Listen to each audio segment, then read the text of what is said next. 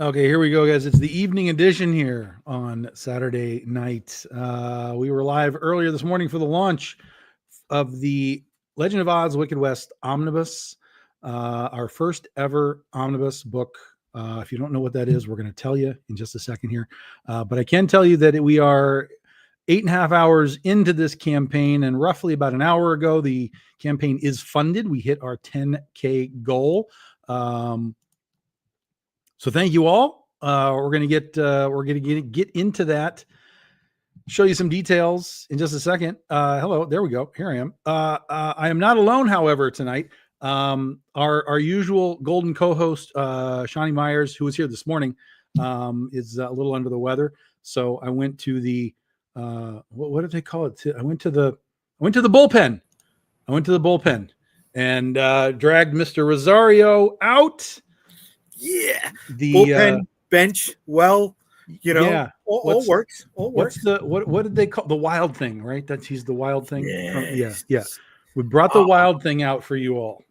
If I knew you were going to do that, I would have gotten the haircut trimmed. You know what I mean, with the arrows going up in the back of my head.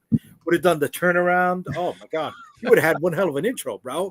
You know what I mean? Although your intro had me going. I love that smooth jazz feel. I felt like I was ordering a burrito bowl at Chipotle. I saw you grooving. I was there, brother. I was like, yeah, very, very new wave. Very new wave. That is what is called feeding the ducks. That's what it's called. It's the only song or music, I guess, that StreamYard has that I like at all. So we have used it for years. It is the opening theme of everything that we do.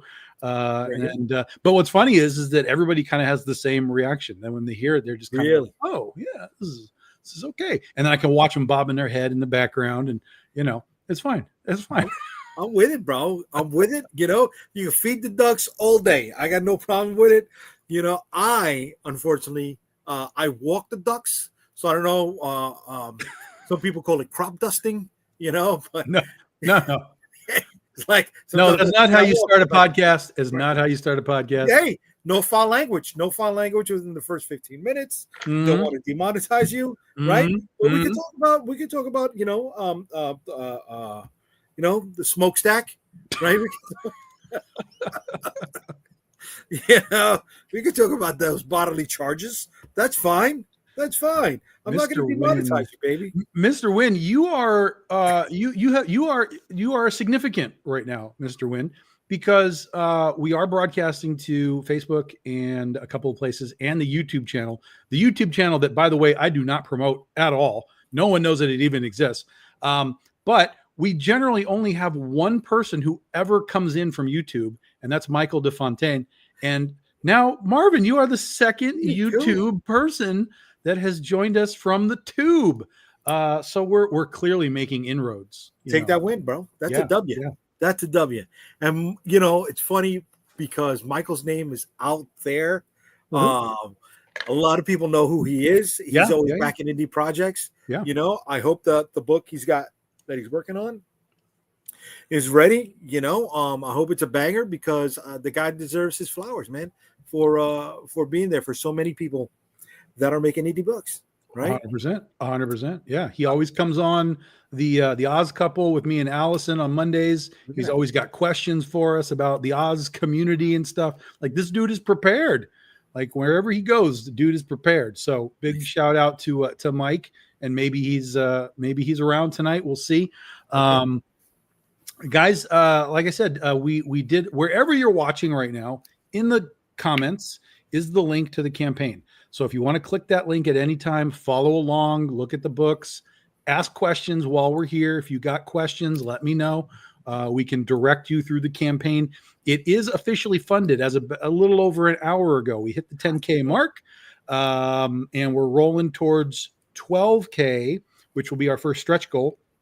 First stretch goal will be, as we talked about earlier on, it's going to be adding value to the book more so than like, here's a bookmark or something. So we're going to be doing a spot gloss on the cover to give it a little fancy shine. That will be at 12,000.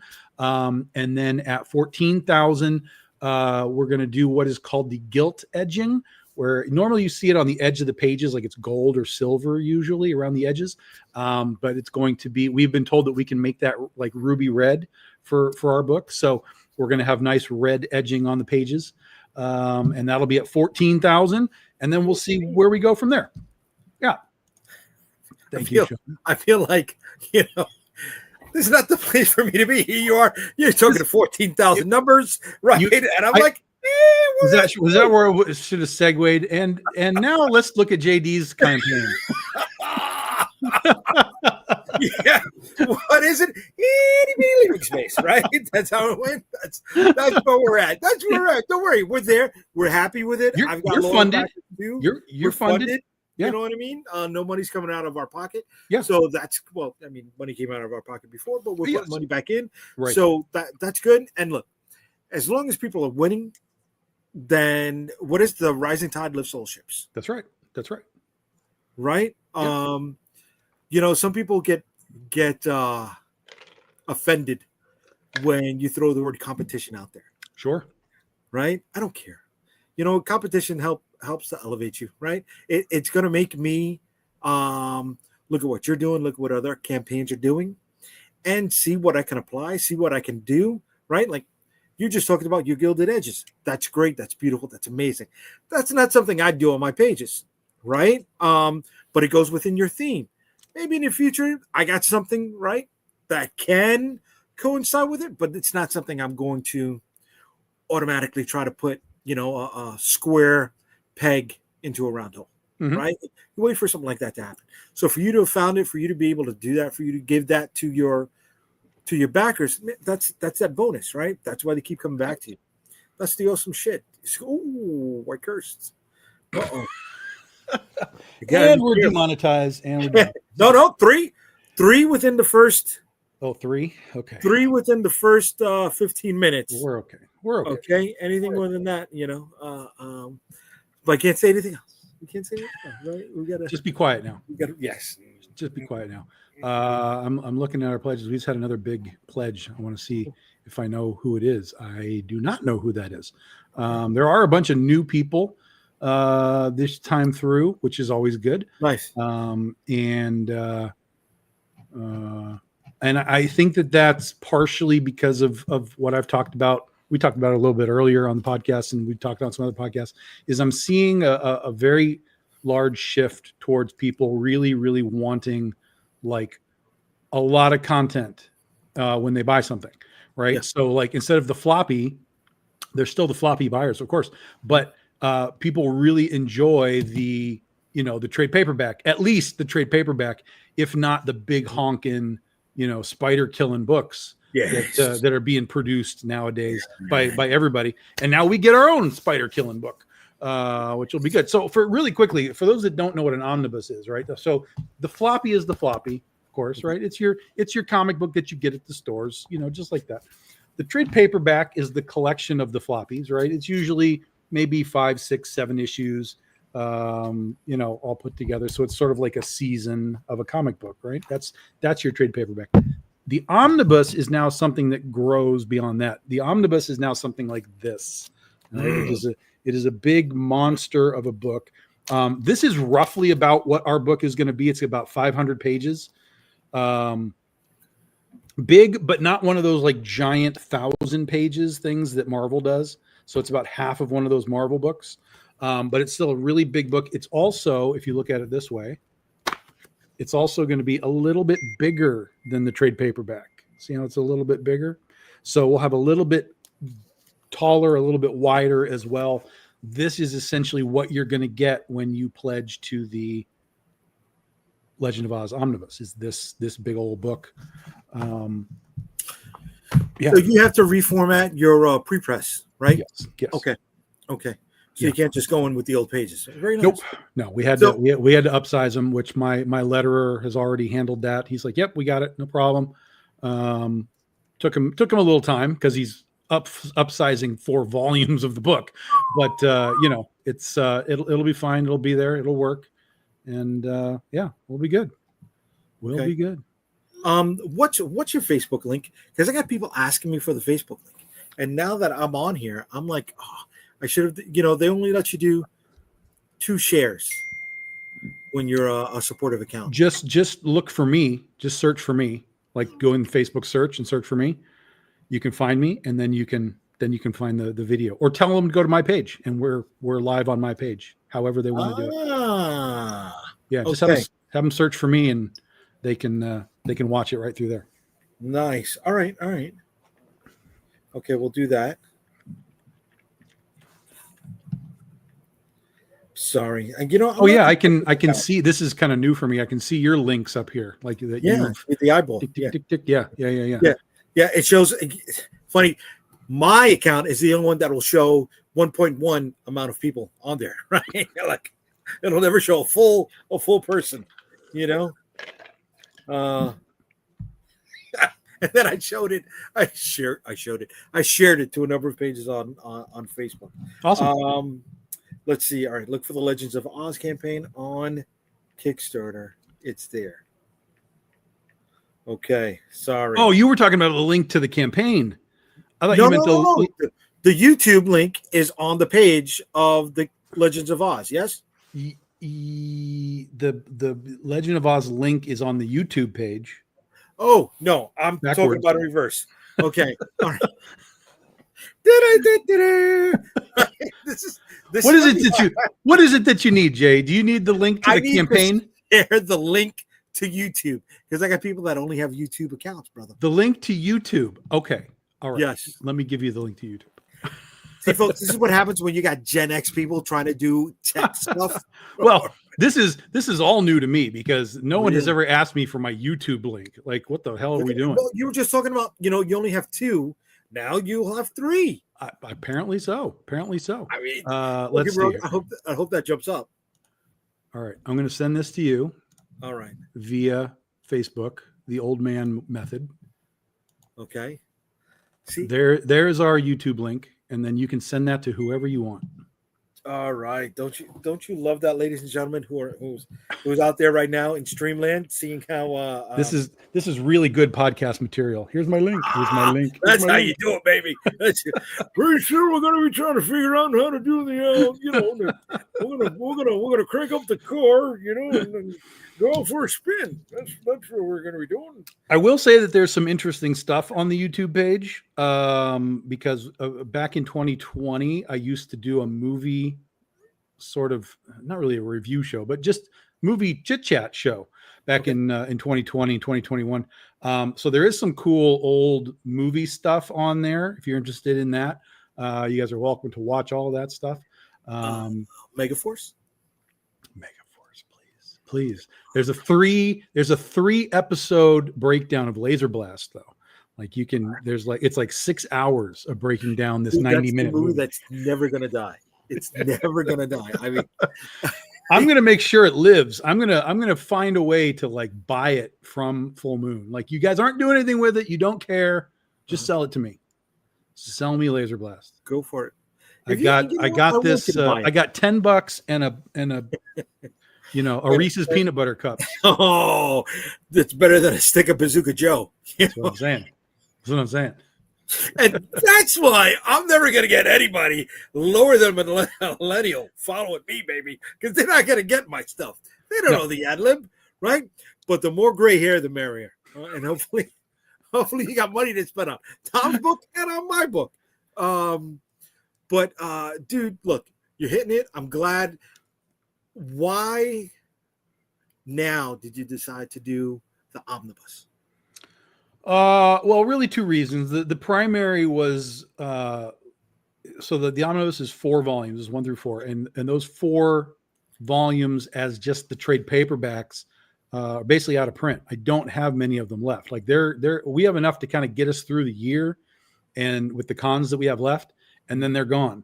So the decision was either, okay, let's reprint those. Okay. And maybe we put new covers on them or something to make them different. Or let's just do something different. And I'm always the guy that's like, do something different, do it a different way. And so I was like, well, let's make the omnibus, because then we're doing multiple things. One, we're putting the 4 volumes back into print. 2, we're making a new product for our existing fans that, would entice them to potentially buy it if they want to continue to have the Big Dog Ink collection. 3, hardcover, right? People like hardcovers. That's just part of the market right now, is give me that hardcover edition of that thing. So hardcovers. And then 4 is really like, it's going to change spacing even on my convention table. So instead of having these 4 books, now I have 1 book, right? So it saves me some space in that capacity. And then again, the omnibus is just one of those things that's in the public consciousness right now, as far as comics go. And I think that it would open the doors to some people that I'm seeing in the campaign already. These are names that I don't know. And they're buying this book. And I think they're buying this book because of what it is. They're just like, oh yeah, I want this big ass book, and let's go. Because the omnibus is their jam. Yeah. Right. Yeah. They hopefully those are the people that have the bookcases. Hopefully they're made out of metal, because these things are heavy. I hope so. Or like oak, right? I mean, but if they got oak bookcases, then they can afford, the omnibus. Then you're fine. You're fine. So, all right, you already spoke about the gilded pages. Yeah. Right. What other enhancements do you have involved or set up, or is that something that you're going to reveal as time goes on? Well, we're going to do the spot gloss on the cover. Okay. That'll be the first one that we have lined up, and then the red edging pages.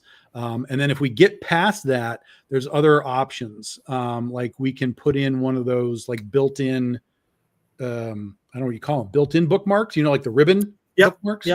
That's an option that we can stick in there. Very cool. If it goes really batshit crazy somehow, there's always the option to create like a like a slide box. Right.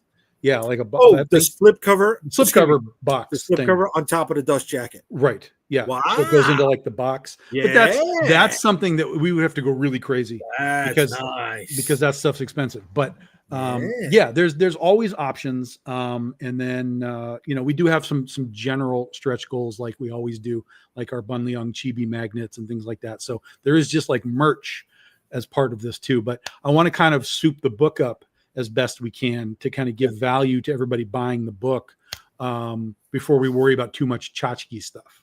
That's kind of my thought process. No, I'm with it. What about interior? What about like your DVD extras? Right? Do you have a cover gallery? Do you have a chibi gallery? We've always done in our trade paperbacks cover gallery, design work. Okay. If there's ever like pages that didn't get used for whatever reason, like we modified the page, like we put that like deleted scenes, right? We put that stuff in there. So the book will be as complete an understanding of these 4 volumes as it can possibly be, as far as the inclusion of everything that I have. Right. So like with Critter, when we did the Critter, this is the director's cut of Critter that we did in 2020. It has, let me get to the back here. It has design stuff. I like it. It has the cover gallery stuff, and it has pitch pages for publishers that we never used. Nice. So you kind of get a real sense of, how we put this whole thing together. Yes. We did the same thing with the Penny for Your Soul trade paperback that we did. And so Oz will be the same. I will scour everything that I have and make it a truly like complete experience for Oz. So that's my goal, so that when somebody gets it, they know like, I have it all, man. This is the top of the line thing. So you were talking earlier about your presentation at the table. Yeah. So this would be your centerpiece? Oh yeah. Yeah. I would, because I still have some penny hardcovers as well. I don't have a lot, but I still have a few Critter hardcovers too. So I would reset the booth to kind of put those hardcovers front and center. Like, again, when you're doing that kind of stuff, you're showing your customer base and the general public that you're leveling up your product.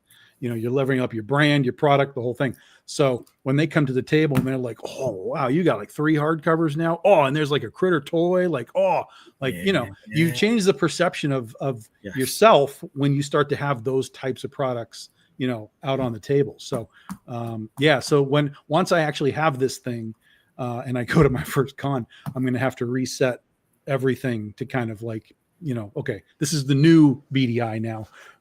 How do we sort of show this stuff off in this new world? You mentioned the toy a moment ago, right? A lot of people think I'm crazy for trying to make toys. But one of the intentions for making toys is what you just said, having it on the table. Yeah. Right. It gives a different perception of what you've accomplished. 100%. And it makes you stand out amongst the crowd. 100%. Right. But that's not an easy feat. 100%. 100%. Yes. So, we went over this on my show, but there's definitely people watching yours that wouldn't watch mine. What advice would you give anybody out there who is not deep in the weeds of making toys, right? Because once you're in, you're in. Yeah, I mean, you gotta make it to the other end of the tunnel. But who is trying to put it into their makeup? What would you tell them? So I would say don't. That would be number one, is don't. Unless you feel like you have some sort of a brand that really does 2 things. One, that your fans really are vibing on enough that they're like, I got to have that. That has to be number one, is you got to have a fan base enough that you're like, you've got 200 people that'll say, yes, I'll spend $60 on a toy, whatever it is. But the other part of it, and I think the only reason that we were able to do it with Critter, let me say that again.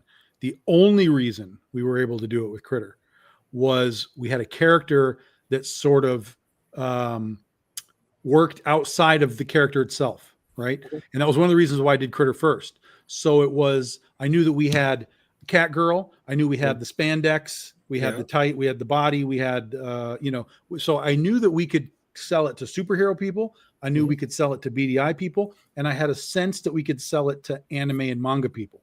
Because of the Cat Girl thing. And so I have a sense that those sort of the side chicks, besides the BDI people, the side people, they're the ones that really made it happen, because they came into a brand that they didn't know what it was. And the only reason I know that it happened is because I was on toy, what do you call them, message boards and stuff, for executive replicas and loose collector. And there were people on there talking about Critter, the toy, because they had bought it and they were like, I don't even know what it is, but I had to have it. And I was like, oh, I was right. It superseded just what it was in the box. And it was cool to people outside of the BDI box. And that's hard to kind of, figure out whether you have something like that or not. But because we needed $35,000 to do it, we only got to 39. I mean, we made it, but we were not like screaming into it. Yeah. You know what I mean? Yeah. It's definitely tough.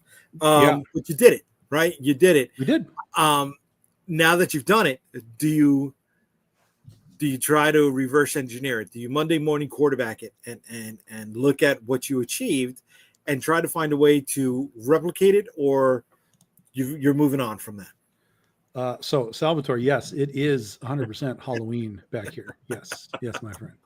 It's the time, baby. We're September. It's the fall, Sal. Come on. There you go. Come on. And right behind us is Michael Myers, but it won't let me. There we go. There he is. There you go. There you go. He's there. He's there. So yeah, we are actually actively working on another toy right now. But again, there were two options, because I had fans who bought the Critter toy and they were like, oh, what are you going to do next? Like they wanted another Critter related, right? Like you can do this character, this character, this character. I was like, well, we could do a Critterverse line potentially.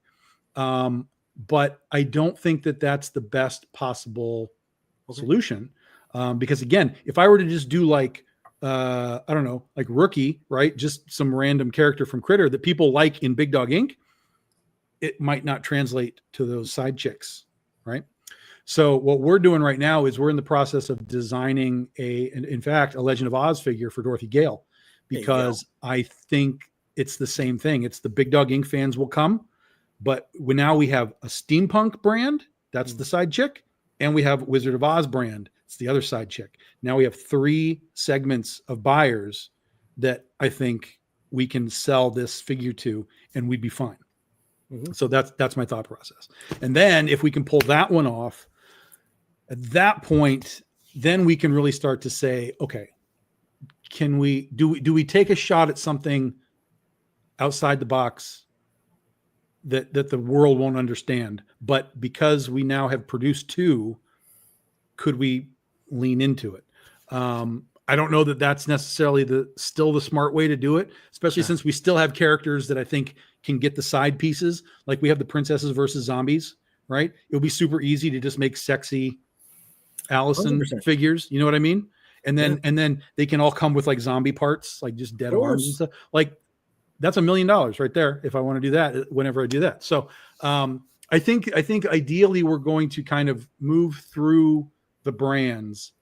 But we're going to start with the ones that can grab that external fan base first before we get too hyper specific with what the BDI fans like. Because the BDI fans are like, oh, I want this, I want this, I want this, I want this. I'm like, yeah, but nobody knows what the hell that is. Right.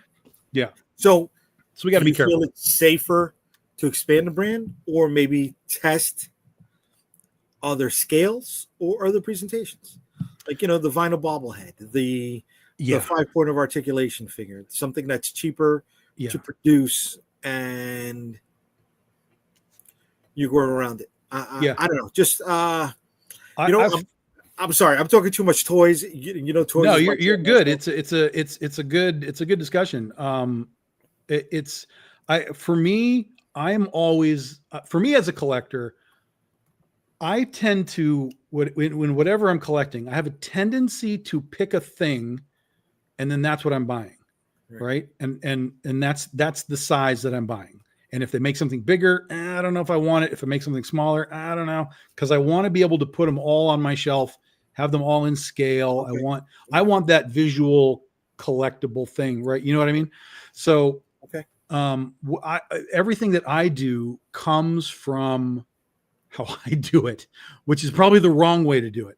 But to me, it's like, until we were like, if we were to actually get like maybe 10 figures done, right? Somehow we managed to get 10 BDI figures done.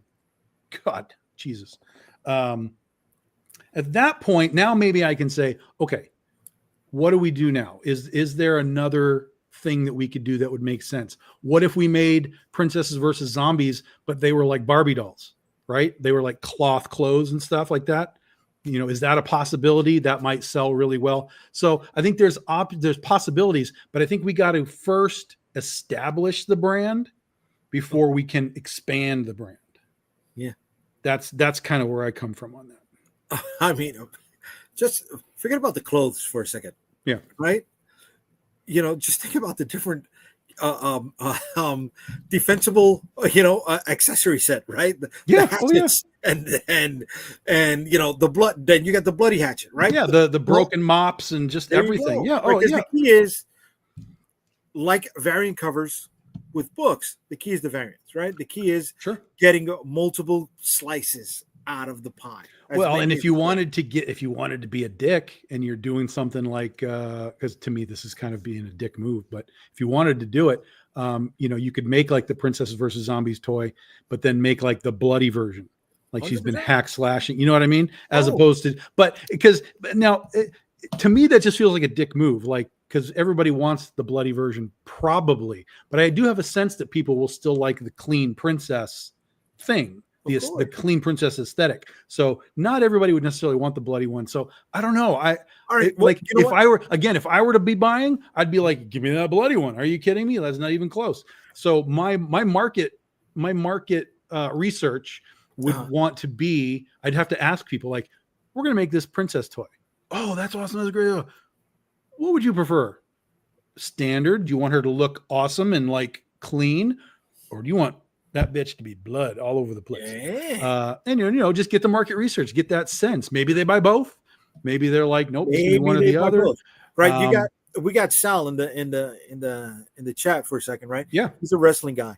Back in the 90s when ECW was out and they were doing toys, they had the regular version of the wrestler, right? And then they did a little flick of red paint. It was the same thing. It was the bloody hardcore version. Yeah. Bro, it was 2 bites of the same apple, right? And people were eating it up. Right. Here we go. We got the missus talking about, right? She likes adorable toys and mystery bags. Right. So she's not going for the bloody one. No. Right? No. But you got that audience there. You let the market decide, dude. Yeah. Let the market decide. Of course. Right. And I'm always for that. I'm always for that. But the problem is that everything I do comes from, what would Tom do? Right. And that's dumb. That's a terrible idea. It's a terrible idea, but that's just where it comes from. I know, because I'm the other end of it, right? And that's why all of my stuff is in a itty limit space, right? That's why we're at $2,000, and that's why Tom is getting close to 20, right? So I'm the norm. I am the norm where this is usually where it happens, right? This is when you go your route, right? And you decide to march to your own tune.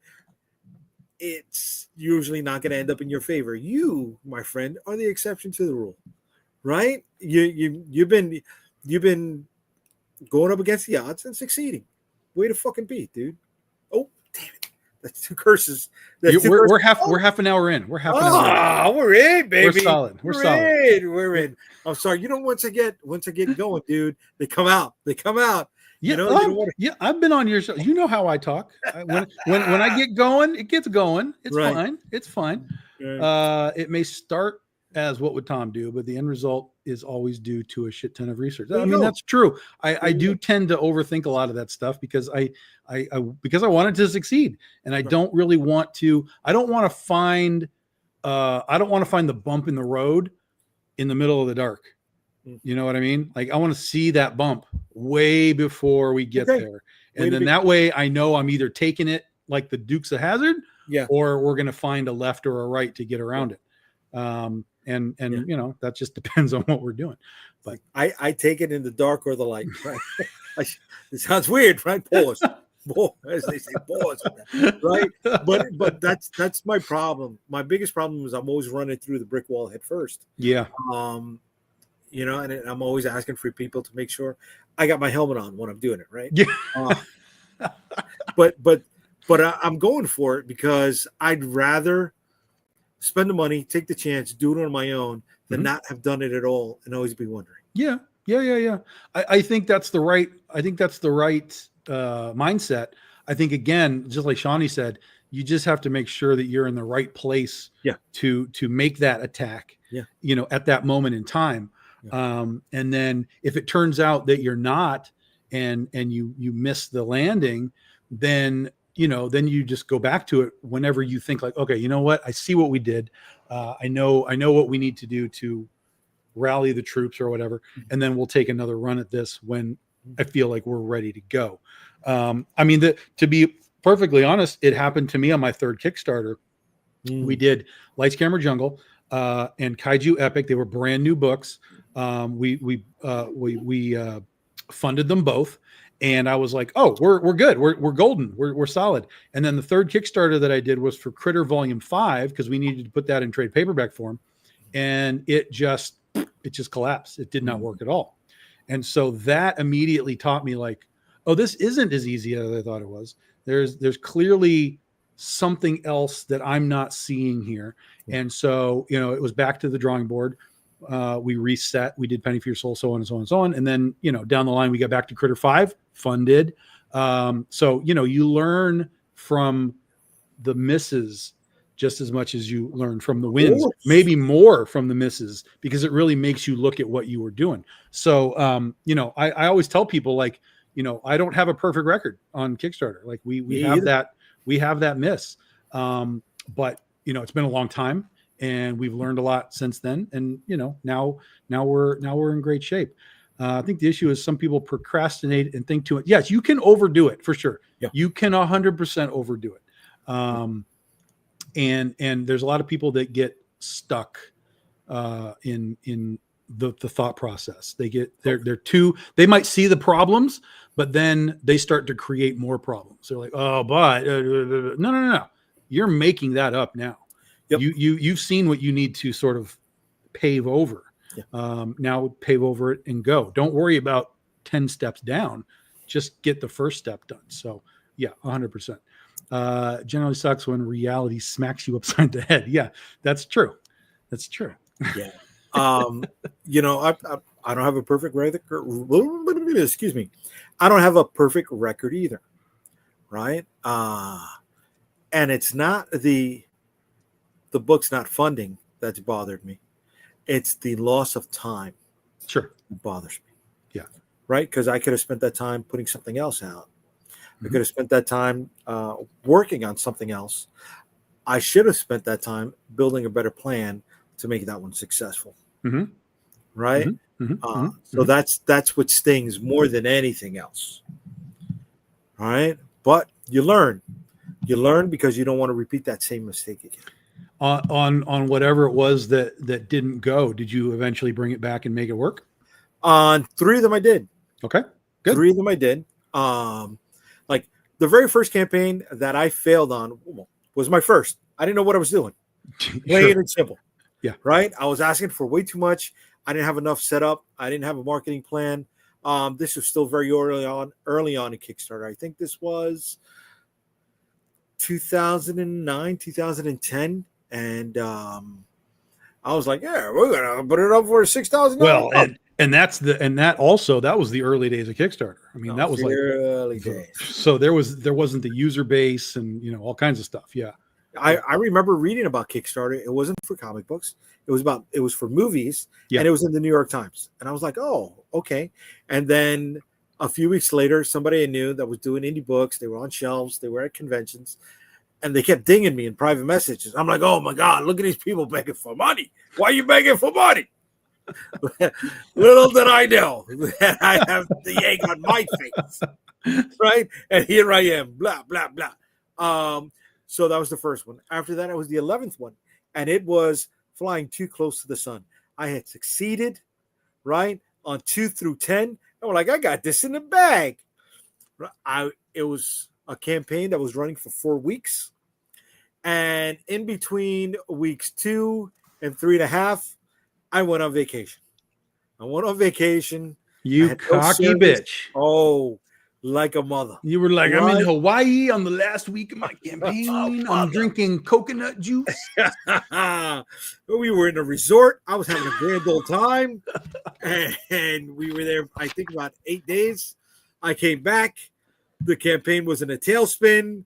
There was a bunch of private messages that I had never answered. And I was like, oh, shit. And there was no way of saving it. So that one died.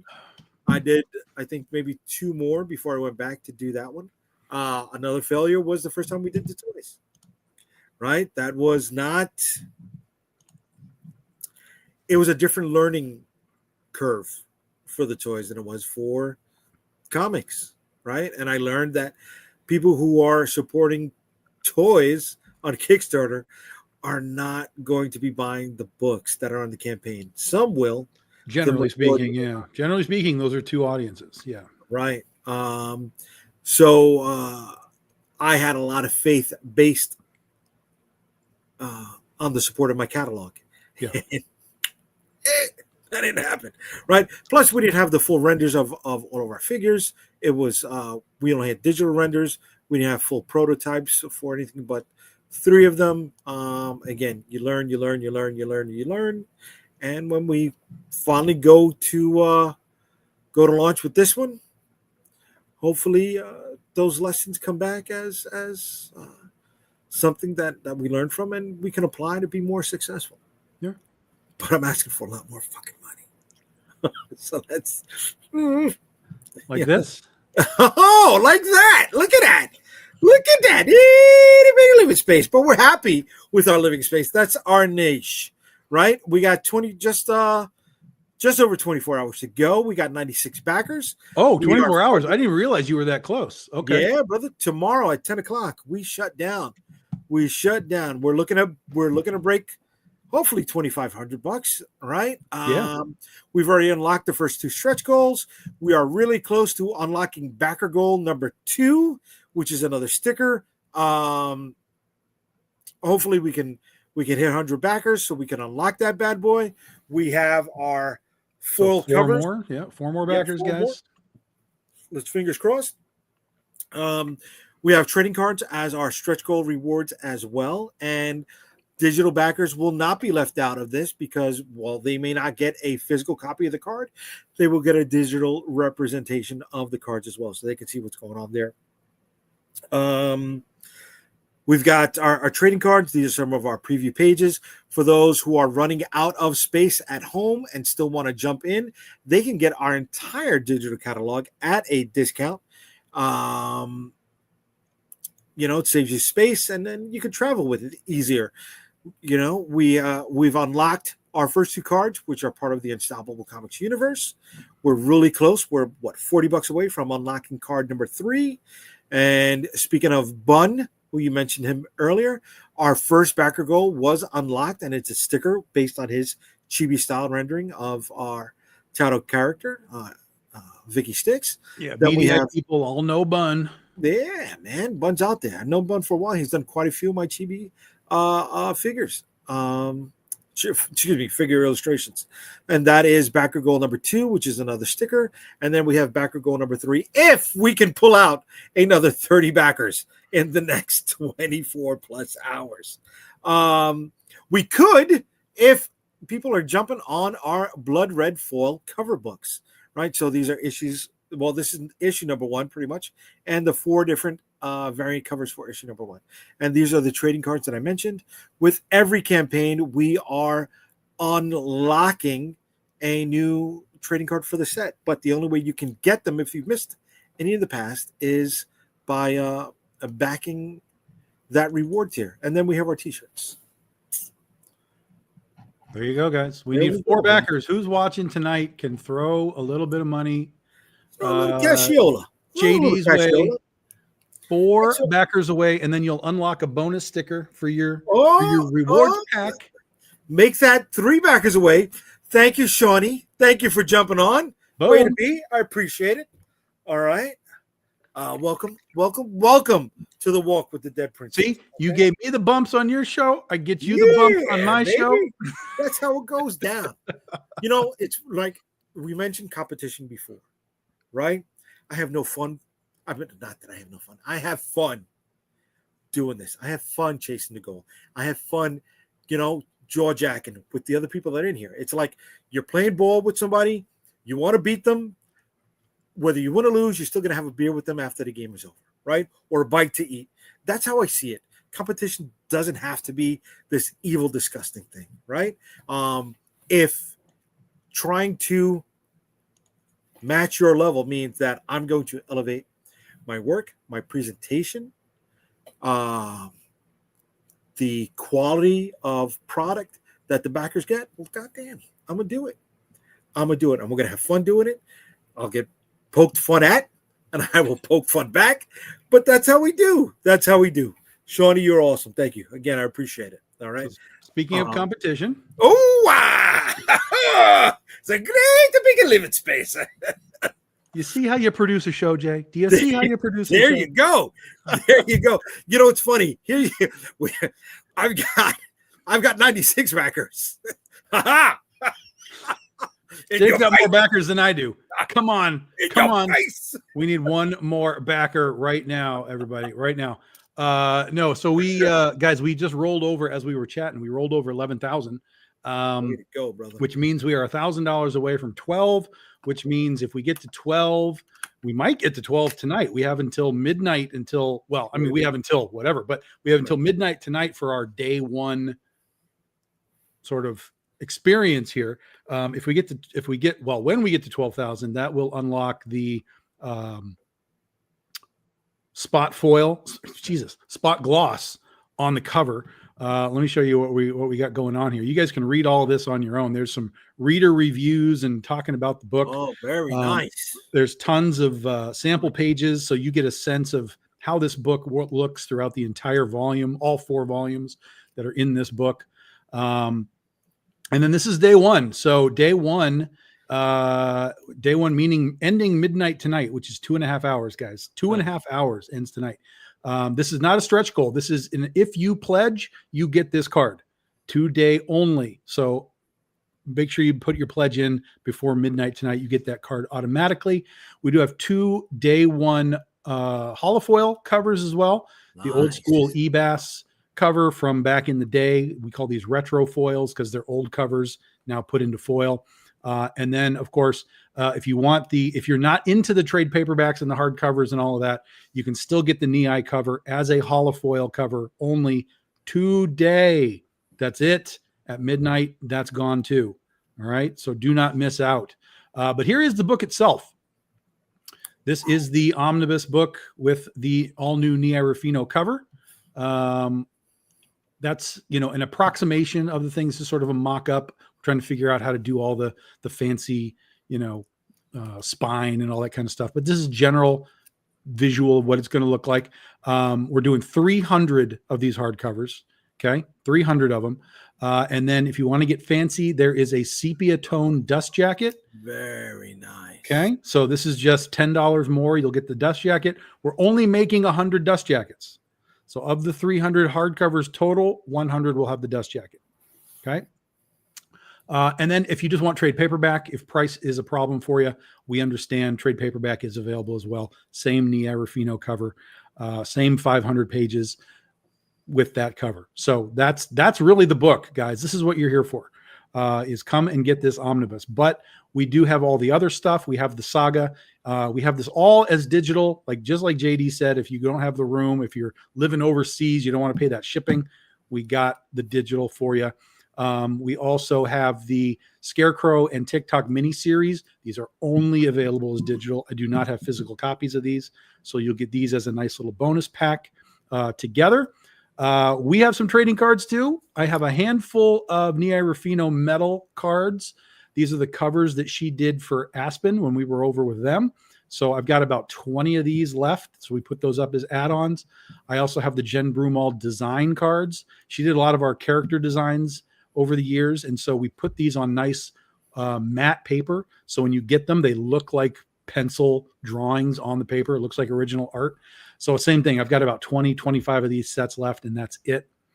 The vault, we have tons of art prints, guys, by Nii Rufino, by Prywinko, Shannon Mayer, Keith Garvey, Natalie Sanders, Paolo Pantalena, Brian Peterson, another Paolo, and another Shannon Mayer. Prints are all 13 by 19. We have very few of these left as well. We only print 50 of these prints. So a lot of these, we might have 5, 10 of these left and they're gone. So if you dig on the art, grab some prints. It is the book fair, guys. So we have some old back issues from Antoinette, from the BD14 anthology, from Camp Crossover. This is just a little sampling of some of the variants that we have. We've been selling a ton of these Goth Days. I'll tell you that right now. Same thing here. Very limited quantities on these guys. So they're just add-ons. Add on what you like because they will not be here forever. And then, of course, all the trade paperbacks and so on that you can get from all of our other titles. And that gives you a nice little taste of everything Big Dog Inc. here on the BDI Book Fair. But again, the primary book is the omnibus. Go get your omnibus. Get it. Are you going to do? I'm sorry. No, go. Maybe this was exposing something too early. But on the spine, are you going to do an embossed logo? Is that something that's going to be unlocked? I haven't talked to them about embossing. I don't think we can emboss we could do it on the spine. Is if we're going to do the spot gloss, we can't emboss. Yeah. Okay. So there's that to consider. So how do you limit yourself when you're pre-gaming this, right? And you see all of the options that are available to you. You're right. Do you do like a big kid at camp and be like, give me all of it? Or do you say, okay, we'll do A, but not B. We'll do 1, but not 3. Yeah. I mean, I try and get the options so I know what they are. And then I kind of get a sense of like, these are the things that I want to have happen. The spot gloss, the gilt edges, the red edges. These are the things that I want to have happen. So we put those as those stretch goals. Right. And I've done enough Kickstarters now that I can pretty much get a sense of, I know where we're going to land. Sometimes it gets away from me and I'm like, wow, this has really gone crazy. But most of the time I can say, look, we're probably going to land at 15. We're probably going to land at 17. I'm usually really, really good at figuring out where we're going to land. So I can kind of judge stretch goals from that, right? It's like, couple thousand. Plus I know how much it costs just to make this stuff too. You have to kind of figure out the cost of these things. You can't just do it willy nilly. So, a couple thousand will unlock something, couple thousand will unlock something, couple thousand will unlock something. So, we're definitely like, I was a little bit surprised that we are already at 11 with really 2.5 hours to go in day one. That has surprised me. You do good stuff. Well, because it's essentially no new material, right? But it's a new presentation. It is a new presentation. Yeah. But since I've never done this before, my expectations were lower. Okay. So I was like, I think we'll be fine, but I kind of figured maybe we'd be at 10 by midnight tonight. Like I figured we'd fund today, but we're a little bit ahead of where I expected, which is great, which is awesome. And we're really close to already unlocking a stretch goal. So that's freaking amazing. And if this goes beyond my expectations, like I said, there are things that we can add on to it, like the ribbon bookmark, which I think would be cool. William's talking about a slipcase. That's one of those possibilities we talked about earlier, William. If this thing kind of goes bananas and out of control, the slipcase thing is an option down the line. So yeah, it's, you want to be able to kind of make sure it's as cool as possible, but you don't want to like just, you want to, what's the phrase? It's you want to under promise and over deliver. Yes. As best you can. Right. Yes. So, I don't want to be coming in here. Like a lot of times people will do these stretch goal things and they'll have like a list like, oh, if we get to 40,000, I'm just like, you're not getting to 40,000. Give me a break. Isn't it happening?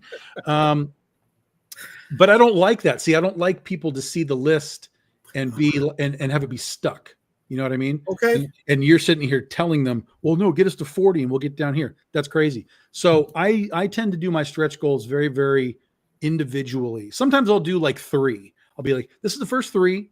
If we can get these 3 done, there's another 3, and I'll do it like that. I've done that in the past, but I don't like just have giant lists and have people, people tell me that like, well, it gives them something to like aim for. And I'm like, yeah, but I'm not one of these guys that comes out and does the hard sell. Like, I need you all to spend $200 so that we can get to, no. You buy what you can buy within your budget. I am perfectly fine with, if you can only buy the trade paperback, I am not going to come screaming at you because you didn't buy the hardcover. You know what I mean? So I'm not that hard sell guy. I want people to be really comfortable and happy within what they're purchasing. And then if we can give them bonuses without them spending more money, then that's the way that I want to do it. There's a lot of campaigns that will be like, well, we're going to start, here's this stuff, and here's the campaign. And then 5 days later, it's like, well, here's 5 more things. And then another 5 days later, here's 5 more things. They just keep adding and adding and adding. I'm like, I don't want to do that. We've done that in the past where we've had like mid-campaign add-ons. Okay. But those were designed because we all know that those middle of the campaigns are so dry that you need to kind of get a little spark going, right? Like, so I understand that part, but I eventually kind of ditched out on that for the most part too, because what I saw was research. What I saw was it wasn't that we were doing that and it would attract in new audience to buy. It was that the existing audience was just spending more. And in the generality of that, it works for us because we made more money, but I always want to bring more people in. My goal is more people. I want more people, more people, more people, more people. You're bringing more people, the money will come. Exactly. Right. Yes. So I don't want to like fleece the people that are in here and be like, well, now there's 5 more things. Like, no, I want to be able to produce a campaign that has the right product that should bring people in. And I don't want people waiting to see what else is added as well. Right. A lot of people wait. Well, maybe there's something else that no, just come in. This is it. This is your campaign. Come get your campaign. This is it. That's just kind of the way that I look at it. So again, that's what's in my brain. And so that's the way that I do things. And you got a lot in your brain. I think those sometimes. No one has ever said that before. I think sometimes something slip, right? Because I'm looking through this, brother. The gears slip for sure. And you're not using your featured option on the campaign. No, I don't use hardly any of that stuff. I don't use the feature. I don't use like the chapter stops and stuff, like where you can like go down because there. I'm looking through the campaign, right? And this is a campaign for this omnibus, right? Mm-hmm. That's the primary, yes. But you got to roll through 10 plus reward tiers before you can get to it. Whereas with the feature, but again, this is all. That's also because this is not just the omnibus thing; it is the BDI book fair. I'm with it. I'm with the book fair. So I want people to see everything. Okay. Like I don't want them to go to the one thing and then just be like, "I'm out of here." I want them to come in and experience everything in as much as they possibly can, because then they could be seeing things that they didn't know existed. That's one of my things, like with comic shops.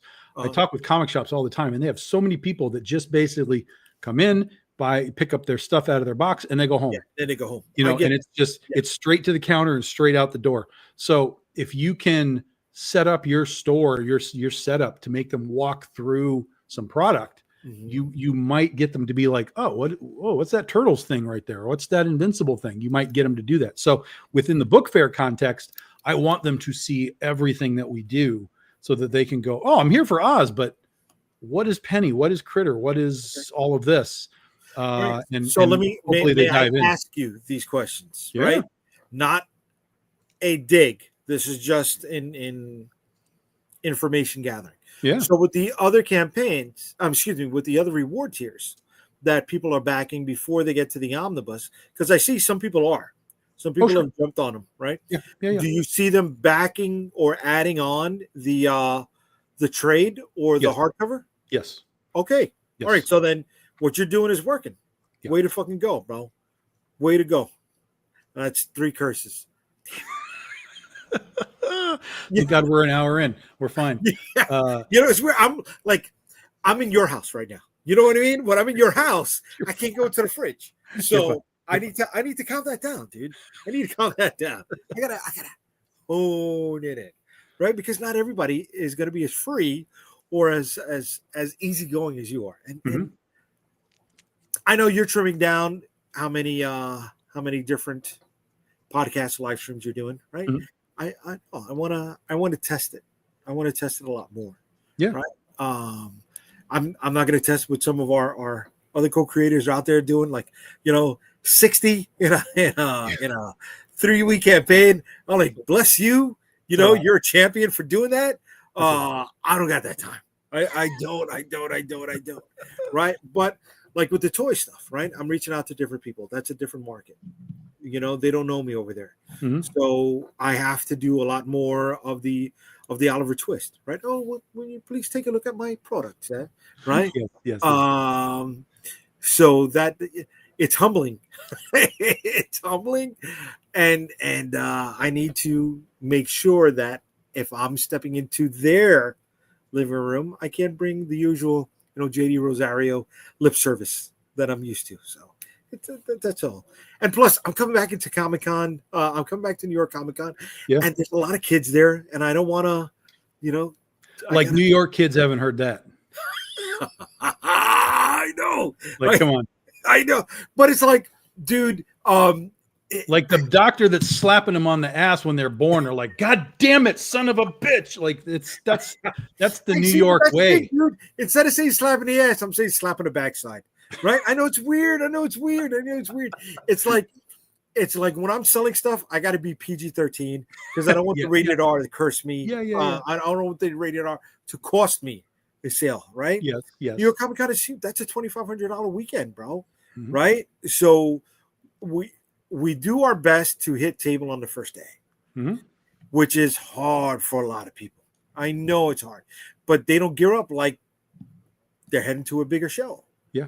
But one of the things I know that I need to do is tone it down with my mouth. And the wife is there, and she drops code words like, Yep. I think it's reading the room for me, right? Because sometimes you can tell, like, this guy's fine. I can drop an F-bomb and he's going to be like, yeah. And then other times, it's not appropriate. So, again, it's reading the room. It's understanding people. It's knowing what you need to say to get them to like, hey, come look at this. I think this is better for you over here. That kind of stuff. So now that you're going to have this big monster, right? This Bible thumper, right? This home defense system. I'm going to market it as a spider smasher. There you go. That's how I'm going to market it, bro. Yeah. There you go. We'll get a nice big sign that says, kill spiders and, have a read at the same time. How many are you looking to bring with you when you hit a convention? Oh, I won't even know. I'll probably overbring to start because I don't know what the response will be. If I were to bring 10 sets of Oz to a particular con and sell out of the 10, that would tell me, okay, I could bring 10 omnibuses. But if the omnibus is that attractive, it might be that I need 15 or 20. So I'll probably bring that many just to see what the response is and then, make adjustments from there. Plus I'll have hard covers and I'll have soft covers. So I'll probably bring like 10 of each. That way, you have price point variations and, that kind of stuff. So if it's like, oh, this is $75, but this is like $50, like, oh, well, they can make their price decisions. But okay, you also have your repeat customers. And when I was listening to a podcast with Tyler Kirkham, right? When he was working for Skybound and doing the Walking Dead stuff on their marketing department, the sales department, the on-site event sales department. They said that every year they had repeat customers, but this year they bought the issue. Next year they bought the trade. The year after that, they bought the collected hardcover edition, right? And then after that, they were buying the omnibus, right? And then after that, they bought the syllabus. Sure. But what is it? They were treating like the single issue, the 6-issue paperback trade, right? The 12-issue hardcover collection, and then the omnibus. So, do you see? Is that part of your plan, right? That you'll have those same customers coming back and be like, oh, what do you got new? And because they're so ravenous, they're so with your stuff, they need it. They're gonna they need it to complete their set, or I don't know. Because a lot of our buyers are floppy collectors. Like that's what they do. They like the art, they like the variants, they like the floppies. That's their collection. I know most of our buyers also have the trades so that they can really easily read the books whenever they want to. I know that a good portion of our buyers are buying the hardcover of this thing. I already see that in our sales. So I think that there's enough people that like to level up the collection through that, that, you know, I felt like we'd be fine in doing this. I knew we'd be able to pull it off. But I don't know that I would take another step, right? Like I said, the Marvel and DC, they do like those 1,000-page books. Yeah. Like and I have some of those, and they're really unwieldy sometimes to deal with and try and read. So for me, like when Savage Dragon came out and they did like this 500 version, I was like, dude, this is like really easy to deal with. Like I can flip. I don't feel like I'm at the gym trying to lift this thing up, you know. You can see the art really nicely because it's a little bit bigger. That's the other thing, guys. It is going to be a little bit bigger, just like this. So I won't need this when I'm reading it. Maybe not. Yeah, it is a little bit bigger. So for me, I kind of feel like this is the prime book. Okay. Right. So we'll do Oz 1 through 4 as this book. And then once we get to volume 8, we'll then collect 5 through 8 as a book the same size. And so again, when you put it on the shelf, just like the toys, right, it'll be uniform. It'll be like this nice looking collection all the way down versus like, well, which size do you have? And is it too tall or what? It's like, no, let's go here. I feel like this is the prime size and price point and the whole thing. And if we were to then aim to get all of our books eventually in these formats, that would make me happy because we'd have a really nice library collection that's all uniform all the way through. So, yeah. May I offer a suggestion if that's no, absolutely not. You're going to need this. Okay. I can't. I want to use this, but I'm not there at your point yet, bro. Okay. All right. Okay? All right. Drawstring backpack. Because when they buy one of these, it's going to be too heavy for the rinky-dinky backpack or side bag that they got at the convention, and it's going to tear through. You're not right. You're not wrong. So you got that on their back, all right, and it's branded. And it's branded, yeah.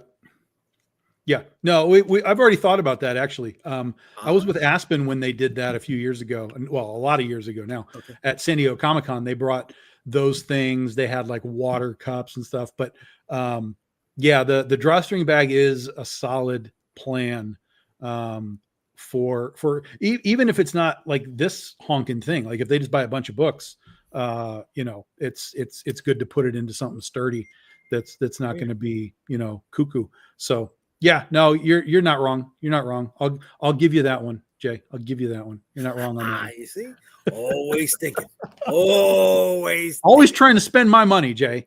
Always trying to spend my. I don't want to spend mine. I don't want to. Let's look at our campaigns again. You want to put the flashback up there, right?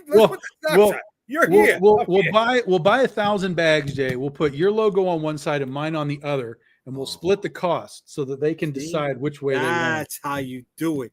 That's how you do it. I love it. I love it. Here's what we do. We get the canvas one. So that way it's easier to screen print and it's cheaper. But single color. You know what I mean? Single color. Jeez. Yeah. Jeez. Yeah. Well, that's okay for me because we generally just do black or white anyway. Okay. So that's not a problem. You've got like yellow and red and black. Yeah, I've got the Hulk Hogan colors, right? Excuse me. Is that on purpose? That was 100% on purpose. I was reading a marketing book, right? And they mentioned Hogan, they mentioned McDonald's, to an extent Burger King, right? And the yellow and the red combo pops, right? Sure. Yeah. Oh, it does. Yeah.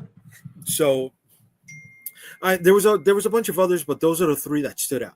Yeah. Right. Well, Burger King is more yellow, red, and brown. There is the color theory for marketing and branding that you need a 3-color.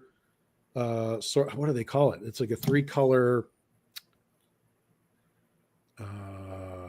They work together. Whatever the term is, it's 3 colors that work together.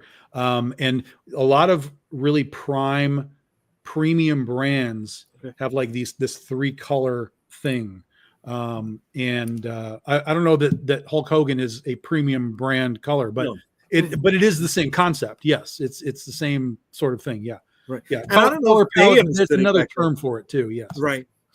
I don't know if they understood it better because this is going back to the 80s. Yeah. Right. And things were still developing. Right. They did have, the advertising companies. In the 80s, things were color. Now everything's fucking gray. Yeah. You go to McDonald's and you're in an industrial cafeteria. No, dude.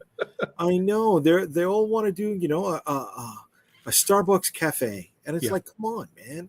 Stop. Sometimes you just gotta have fun with this. Yeah. And that's what you're doing with your books, right? You're having fun with it.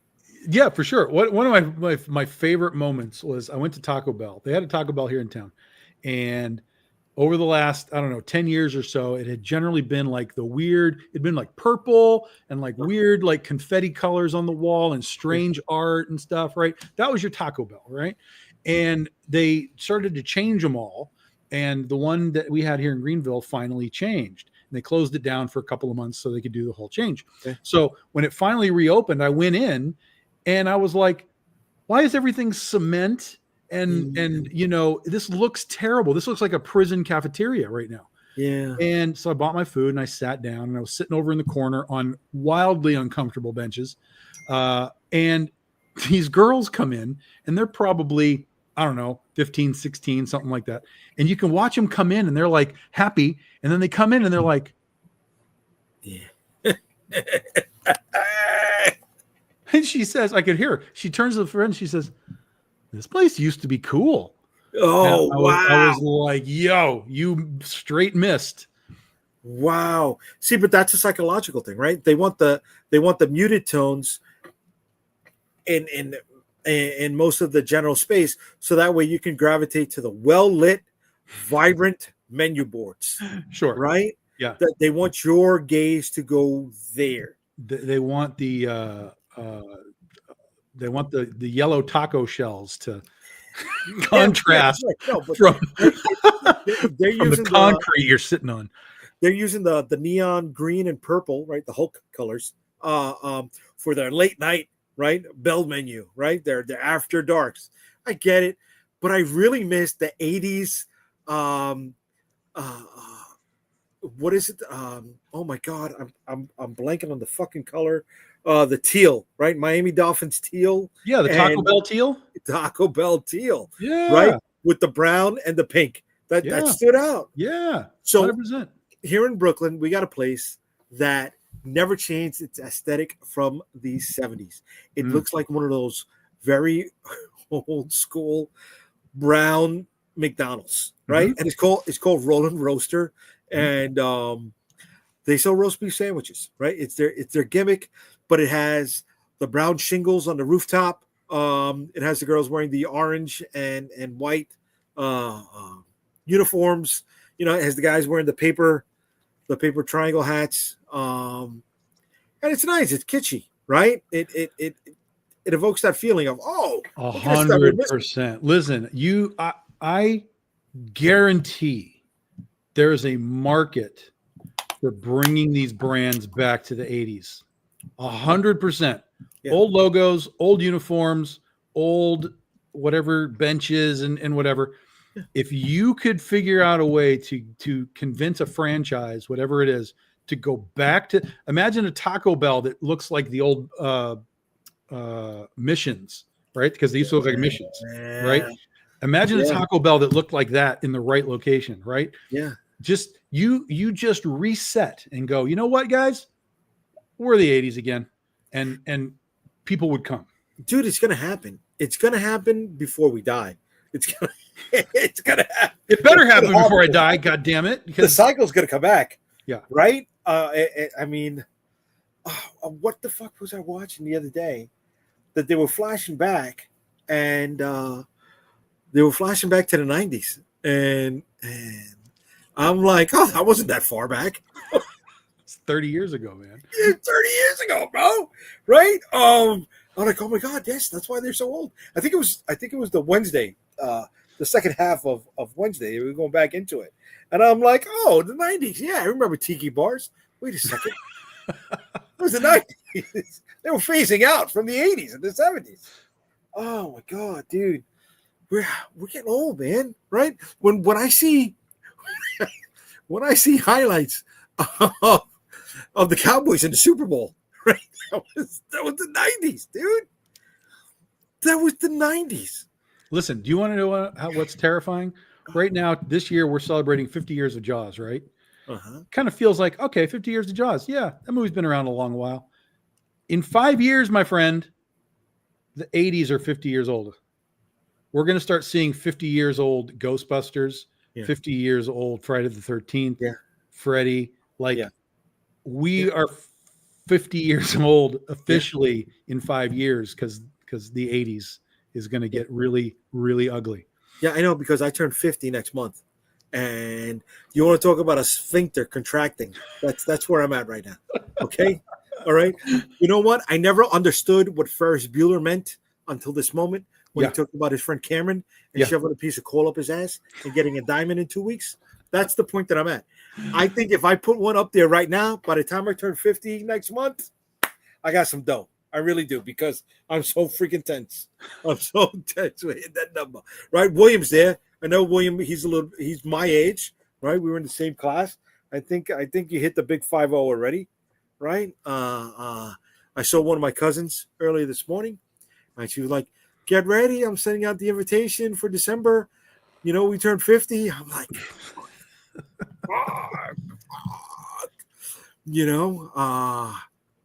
not ready.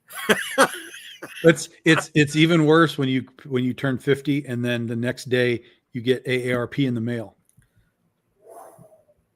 Because AARP is on it, man. They're on it. They're like, "Hey, by the way, you're old." Here we go. Thank you, William. Thank you, William. William, I hope I don't see you this year at New York Comic Con after that statement, buddy. Okay. Yes. And I already had chicken pox, so I'm a carrier, right? It's in my system already. Bro, those aren't the only shots I need. I need shots for my joints. You need vitamin C. Like, what's happening? You know, I need to start investigating rheumatoid arthritis, right?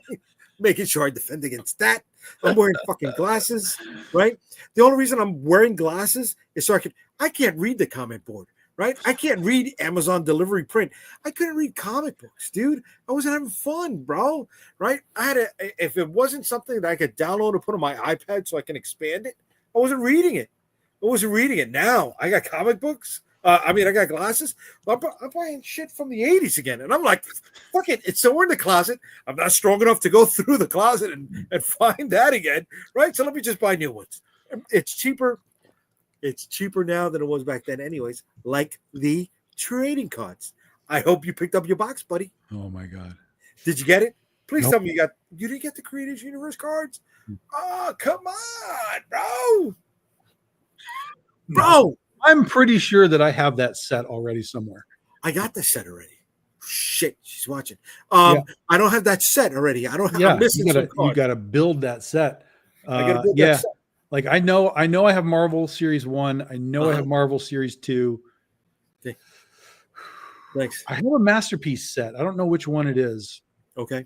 I got to go digging and see what's downstairs. But I know I got Marvel 1 through 4 complete. I've got Masterpiece 1 and 2 complete. Yeah. I've got the I can't say the first Star Wars tops. The 90s Star Wars tops.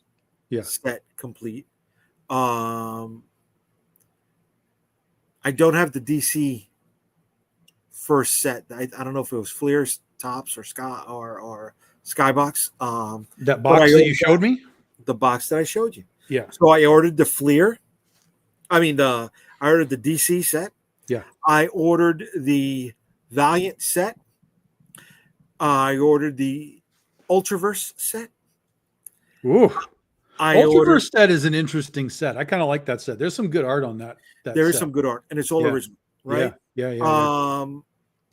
I ordered the Death Watch 2000 set, which concerns me now because I think it's just panels from Death Watch is just panels. Yeah. Yeah, that sucks. Yeah. And I ordered the Creators Universe. Anything that is comic images is just panels. Yeah. So there was like Youngblood. They had like a paper. They had like a 14-point cardstock. It was really bad. One of the interesting ones from back in the day was so when Shooter left Valiant and formed Defiant Comics, they had a book called Plasm, Remember which that? was basically about a world where everything was alive. Everything was an organism. Mm-hmm. But they did a trading card set for that when you put it together in the 9 pocket pages, it formed a comic. Oh, nice. Yeah. So you would put the set together, and they made a binder for it, specifically for it. And that was sort of like the number 1 issue, but it was like all in trading card form. Oh, that's cool. I didn't know that, man. Yep. So that was interesting. Damn. That's, all right. So I do the cards, right? But they're individual, right? They're enhancements. I would love to have that presentation at the booth of the card box with the wax packs. You can do that. How? China. Send that to China. But the dough, bro. Yeah, but it's not going to be that much. It's not going to be that much. The investment in that is heavy, man. Yeah, but it's not going to be that much. It's just paper stock and printing off 1 million trading cards to get, 100 boxes of whatever. That won't be that much. And again, remember when you're thinking about the market today, right? That is almost as much value as these blind bags things, because people love to tear these cards. They do. And the real cost for the cards would be if you're going to do original art for them. That would be the hard part. Yeah. As opposed to reprinting existing stuff. So, you would have to kind of talk to some artists and be like, look, man, what can you do for me in this regard? Because we're doing it this way. And see if you could get some sort of discounted rates. So what I'm thinking of, I hope she's not watching. What I'm thinking of doing is, once we get to 100 cards on this set. Yeah. Right. Because people haven't been there from the beginning. They haven't been buying that stuff. Once I complete the 100 cards in the set, is to do that and have that offering. But then that stuff is always weird to me, because if you're making it, I mean, you are selling them, so it's a little bit different. Mm-hmm. But for me, it's like anything that we do for like a Kickstarter, I don't want to then go back and mass produce again. Why? Do you know what I mean? Because it's you're kind of wrecking the thought process of any sort of limited edition or exclusivity or whatever. Like if they're buying the cards or getting it as a stretch goal or whatever, and they understand, like, there's 100 of these in existence, whatever it is. And then suddenly you're like, well, now there's 1,000 of these in existence. That kind of throws it off for me. Okay. See, but that's where I come in with the different presentation on the card. Okay. So we currently have a silver border box on them. Yep. We could do something else, right? Yes. And we extend the bleed all the way to the end. Yes. Right now, what we do is we have the silver border, and there is some bleed to I don't know, give the card a little bit of life, right? Yep. The character's popping through one of the edges. We can either remove that, we can put a different border on that. We can do the 1987 Topps baseball cards and do the wooden Louisville Slugger around the border. Yeah. If you're going to create like a mass market version, mm-hmm. then for sure change it up so that people understand. You guys have like the first print, whatever you don't want to call it, and then there's the mass market version. That makes sense. Yeah. So again, just an idea. Can we get to that? Would we have the budget to do that? Do we kickstart it? Do we not? I don't know. But with people doing pack breaks, that's just another way to expand your reach, right? Is getting it on those videos, getting them to talk about the product, getting them to expand the awareness of the brand is part of the overall scheme that you're not going to see the direct results upon, right? Mm-hmm. That's where branding comes in. You build off of that.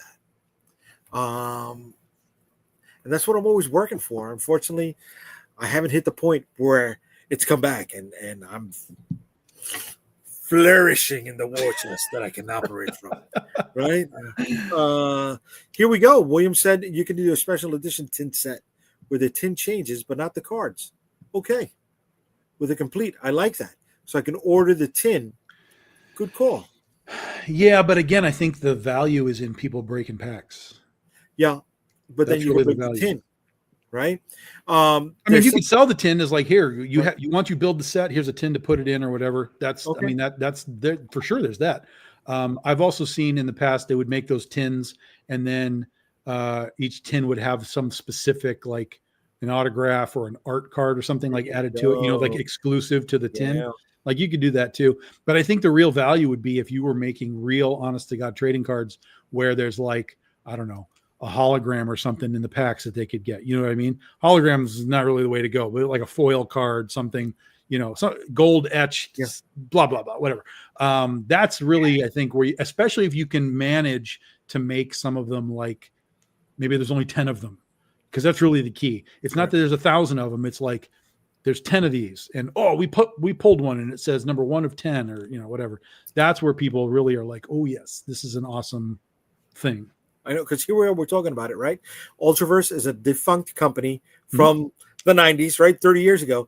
And I'm really hoping to pull that prime gold foil etched card. I don't know why. I could probably buy it on fucking eBay for like $600. Yeah. But I want to pull it. Sure. That's the fun. Yeah. So for those who haven't found out yet, I am going to be doing a live stream where we crack open those factory sealed cases, and Tom was supposed to be joining me on one of those sets, and I went ham. I just told you, we got 5 coming down the pipe, bro. We got 5 coming down the pipe. That's at least an hour right there, right? I got the table ready, right? It's going to be the side table. We're going to have the extra phone on top. We're going to feed the live, and then blip, blip, blip, I'm gonna wear gloves so people don't see my hairy paws. Right? So you can buy that gold foil card for $9. Look at that, man, on eBay. Well, you know what? If I don't pull it, then I'll do it. Right? Yeah. Oh, here's one for $5. It's getting cheaper. Damn it! Stop! Get the box. It was $17. The box was $17. The Valiant card set, the original set, right? The shooter. That one's not real good because it's also reprinting. Yeah, I know. There's. I remember seeing, in the pictures after I picked it up, but some reprinted covers. The Bloodshot Zero cover, a couple of the Exo Man of War covers, a couple of the Magnus Robot Fighter covers. That's like, oh, that sucks. But fuck it, we're on the way. We're gonna have fun with it. We're gonna do it. Whatever, dude. We're just have fun, man. Just want to have fun with this stuff. Just remember what I told you with that DC box. Yeah. The top 4 packs all have holograms in them. Oh shit! Did you tear it all apart already? No. The comment that just showed up. You got 5 sets. You got 5 sets. No, baby, I didn't. No. You got 5 boxes. I got 5 boxes. What's worse, the sets or the boxes? Probably the boxes, because you're not guaranteed a set.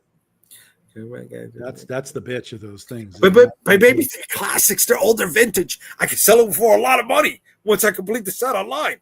Come on. Sure. Work with me, babe. Yeah. Work with me on this. Yeah. Yeah. So what I really am thinking about is having my cards there also on the stream. Sure. And just showing parity, right? And hopefully feeding them into my campaigns, right? That's the plan. There's always a plan. Mm-hmm. Things not and baby, I can read it all. I can write it all off. Right? It's an expense. Babe. It's going into the pot. Don't worry about it. We're good. Well, I felt like Danny DeVito doing that. I can't do that again. I'm all dirty. We're writing it off. Oh my god. Okay, let me shake that off. Okay. Yeah, that was good. You kickstarted too, watching Jay Dee's relationship. Kablooey. Oh, Shawnee, she's locked in. She's locked in. It's not going kablooey. It'll go, it'll go wonky. But it's not going to go kablooey. You know Sideways. why? Sideways. You know why? Because that right there. You see that? See that? I had to earn that. That's Galactus. That was a gift, but it didn't come for free. I had to do things to earn it. right? There's the honey-do list, right? And honey had to do a lot on that list to get that, right, for Christmas. So, I know how to do my work. We'll talk later. I'm sure we will. And that won't be televised. So that's well, we just got another backer. So we're at 1255 and 97 backers. Ooh. 97 backers. Remember, guys, you have 2 more hours, roughly 2 more hours. Yeah. And then all of the day one stuff goes away. No more Wizard trading card and no more eBass or NEI foils available. If you want them, you got to get them in 2 hours today, or they're gone. That's it. Do not wait. What are you waiting for? It's Saturday. What are you doing? Yeah, you're not doing anything. There's no football. Football's tomorrow. There's no baseball going on right now. Oh no, West Coast. Yeah, there's some baseball going on the West Coast. Right, but there's no basketball. Yeah. No. There's no good movies out this weekend. You should be here. That's true. Right? Should be here, watching us, chew the fat, talk about our books, and back our books so we can do this and entertain you later. That's right. And in other ways. Right?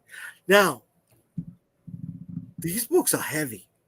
What's shipping going to be like, bro? Well, it's not that bad because you can media mail these things if you wanted to, because there's no ads or any of that kind of stuff in them. So they're just big fucking books. But even if you just put them in first class and they're in a box, whatever, it's going to end up being about $10. It's not that bad. Okay. And you're in the middle of the country, so you're good. Yeah. Going helps. East or west. It helps. Right? Because I know for me, going from here to California, it's like maybe another $1 or $2 charge on. Yep. Right. That's true. So, I'm averaging approximately $6 per package. Mm-hmm. Right. I mean, some are more because of the extra stuff they got, but some are less because they're not getting as much. Mm-hmm. So we're averaging about $6 for a 16-ounce package. Mm-hmm. And we ship not first class anymore. I think first class was eliminated, wasn't it? It's not called first class anymore. It's like ground something or another. Yeah. Because ground also covers your insurance, and ground also covers insurance, and there's something else covered in ground as well. See, the thing about media mail is if they're not there and they don't pick it up at the post office and it expires, they don't always ship it back to the sender. Media mail. Okay. Media mail goes into the destroy pile if they are operating correctly. Mm-hmm. Because now the post office they subsidize recycling. Okay. So that that's a bonus for them, right? Yeah. But that's not always being accomplished, right? So sometimes it goes back. That's one. And another thing is media mail is also not supposed to get forwarded. Okay. So if somebody moved, right? First class mail, political mail gets forwarded, but pre-sorted standard and media mail does not. Got it. Okay. So just trying to prevent some headaches because, customers are like, oh, I didn't get it. No, I'm not even planning on media mail at this stage. We'll kind of judge when we get there, but my plan was never to do it that way anyway. We're just going to put them in good boxes and, send them out, whatever that ground. Yeah. Whatever the. Are you looking at clamshell boxes or are you looking at like, just like the fold. We use these things all the time.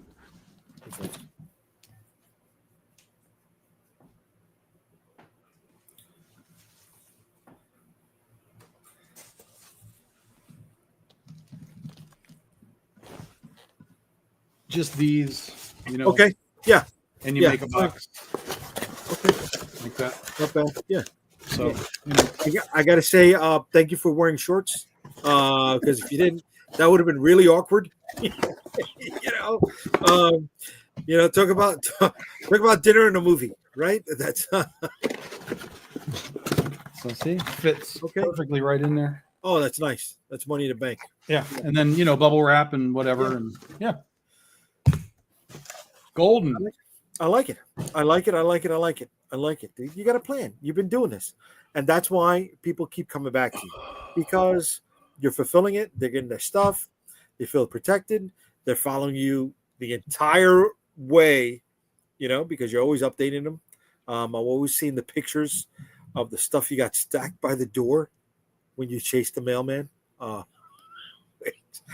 Which this time, please put it in reverse. Please let me. I wanted to show you the pickup notifications I was getting the day after we spoke about it, so you can see that they know they got to go there. Because the post office will not let you in advance anymore until you complete that pickup, or say they weren't there, which also completes the pickup. Yeah, my lady, when she's here, she sees the sign, she parks the car, she walks up the porch, she knocks on the door, she says, "What do you got?" And I say, "Here you go," and she's like, "Awesome," and then she drives away. It's only that dumb bitch that isn't normally on my route. I tried to drive away while I was standing in front of her. I hope you tip her out very well. I hope she gets a nice Christmas bonus from Big Dog Inc. That you could write off. Ask her for number 1 bags. Number 1 bags?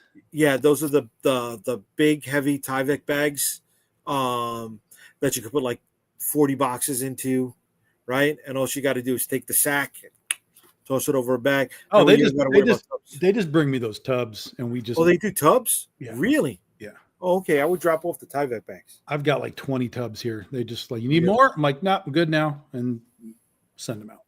Bro, I still got the old burlap bags from the turn of the century. Damn, that didn't sound as good as it sounded in my head. So yeah, I still got the burlap bags from the late 90s from the post office here. You know what I just saw on eBay today by accident that I'd never even in my brain occurred to me that this would exist. So I was looking for, because I've been buying soundtracks, old movie soundtracks and stuff. And so I was just Peanuts. Yeah. Why wasn't that the first one? Come on, man. Because that's just the order that they're in. This is a great movie, and it's a great soundtrack.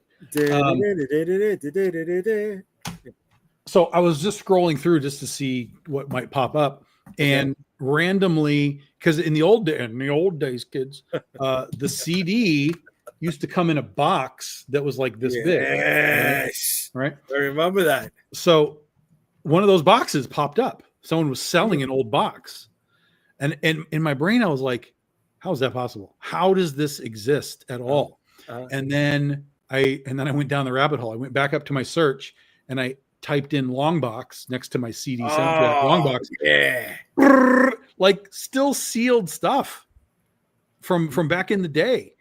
And I was just, my head exploded. I was like, I need all of this. I need to have a selection of long boxes in my house. Like I went crazy. I was just scrolling and scrolling like, oh my God, there's Batman. And there's like, holy shit.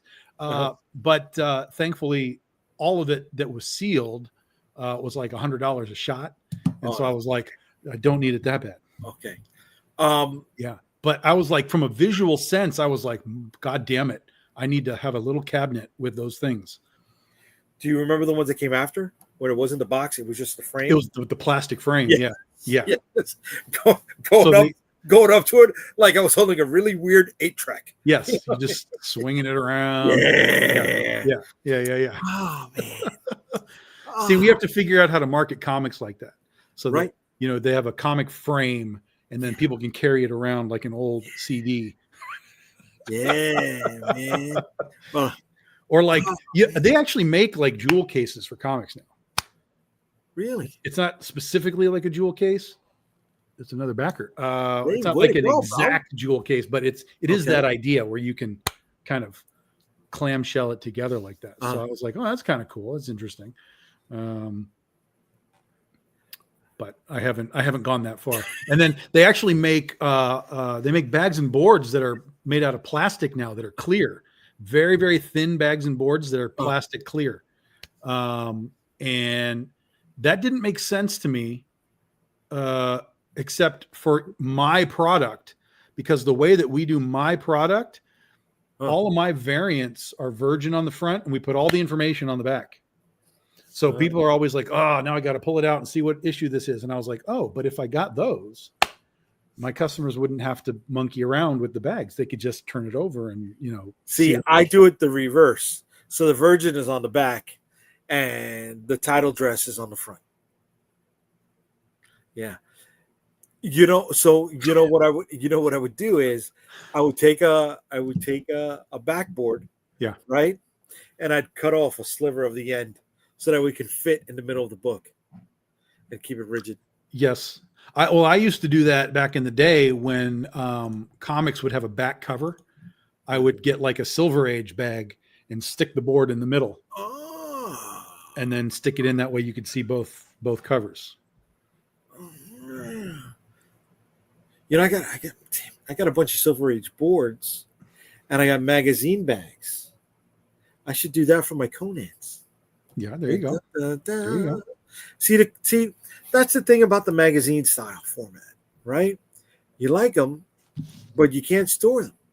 It's just they make magazine bags and boxes. No, they make magazine long boxes. Yeah, well, it's a short box, but yes, it's a short box. Okay, yeah. I got a bunch of especially now because all of the distillery books are basically that size. So they make stuff that is for that, and it fits all your magazines and whatever. Yeah. There you go. You can get it. Okay, I'll look for them. I don't see them normally. That's why. It's probably not a regular thing. Like not every store is going to carry like a ton of magazine boxes, but they can get them for you for sure. And again, because of the distillery stuff, more stores probably have them than you think because they need magazine bags, boards, boxes for that brand of stuff. Even CGC is grading them now. They'll grade those things. Yeah. Do you find that your local shops are carrying distillery on a regular basis, or they got to be ordered? No, they carry them, but they don't carry a lot of them. Okay. Like I even asked him because I'm thinking about doing one of those type of books for us, and I just asked him like, so what's how's the distillery doing? Because it feels to me like there's a lot of really great names, but none of these books are very good. And he was like, yeah, that's about it. Nobody's really buying these things. So he only carries like maybe 5. And that's about it. So for him, he does carry them, but they're not flying out the door. But I've bought a few of them over the years and to give them a try because I like the format. Again, big, right? I can read it, I can see it. But yeah, I haven't really been. I haven't vibed on any of them. DC was following that style too, weren't they? Yeah, DC did that with their Black Label. They did it before Distillery. Okay. Yeah, DC did Black Label before Distillery, and then Distillery was like, "This is our format." They're not doing Black Label anymore. They do on occasion. It's not a heavy duty thing, but they have some. Yeah. Okay. They have some. Yeah, no. But again, that's a different thing. Like if you're going to sell a Black Label Batman, that's different than random creator.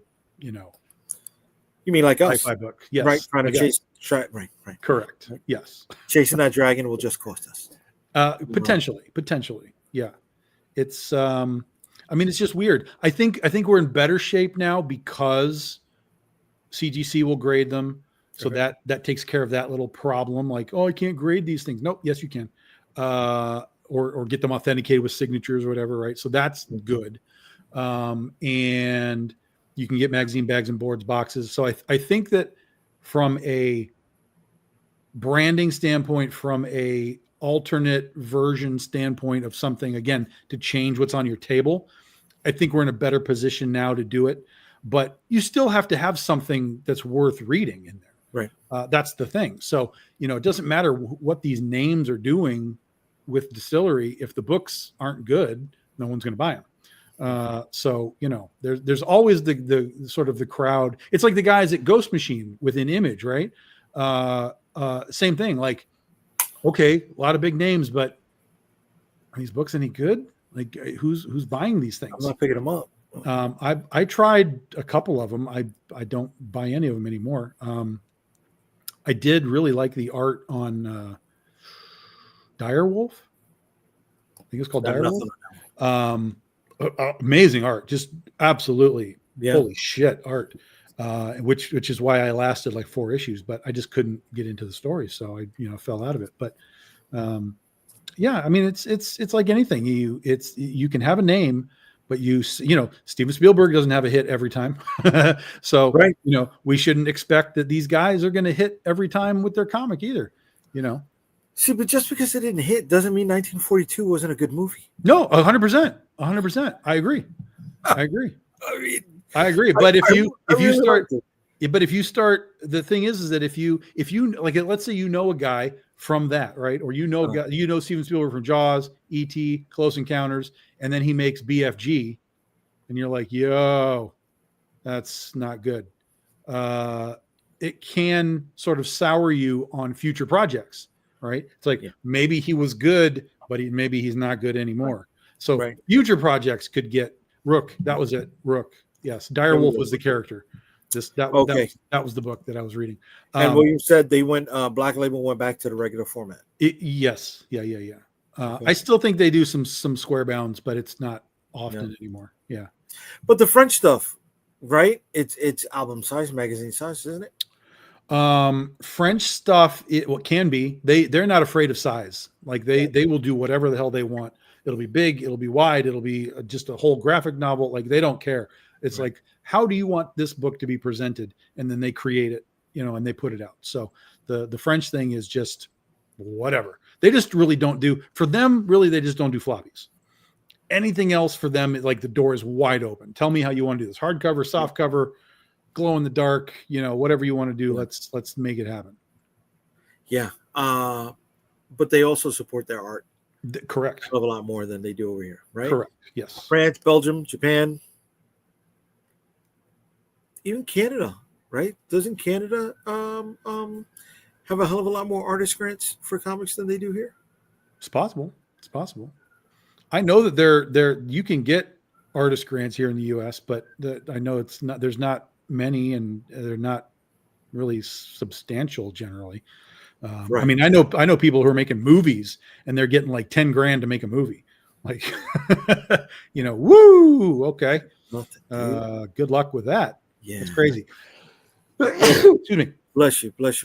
So the arts in America are dwindling and being replaced by morons dancing on TikTok. So it's not a great situation to be in. Yes, who are also trying to sell you their strategy on applying for grants. Yes, which is ironic.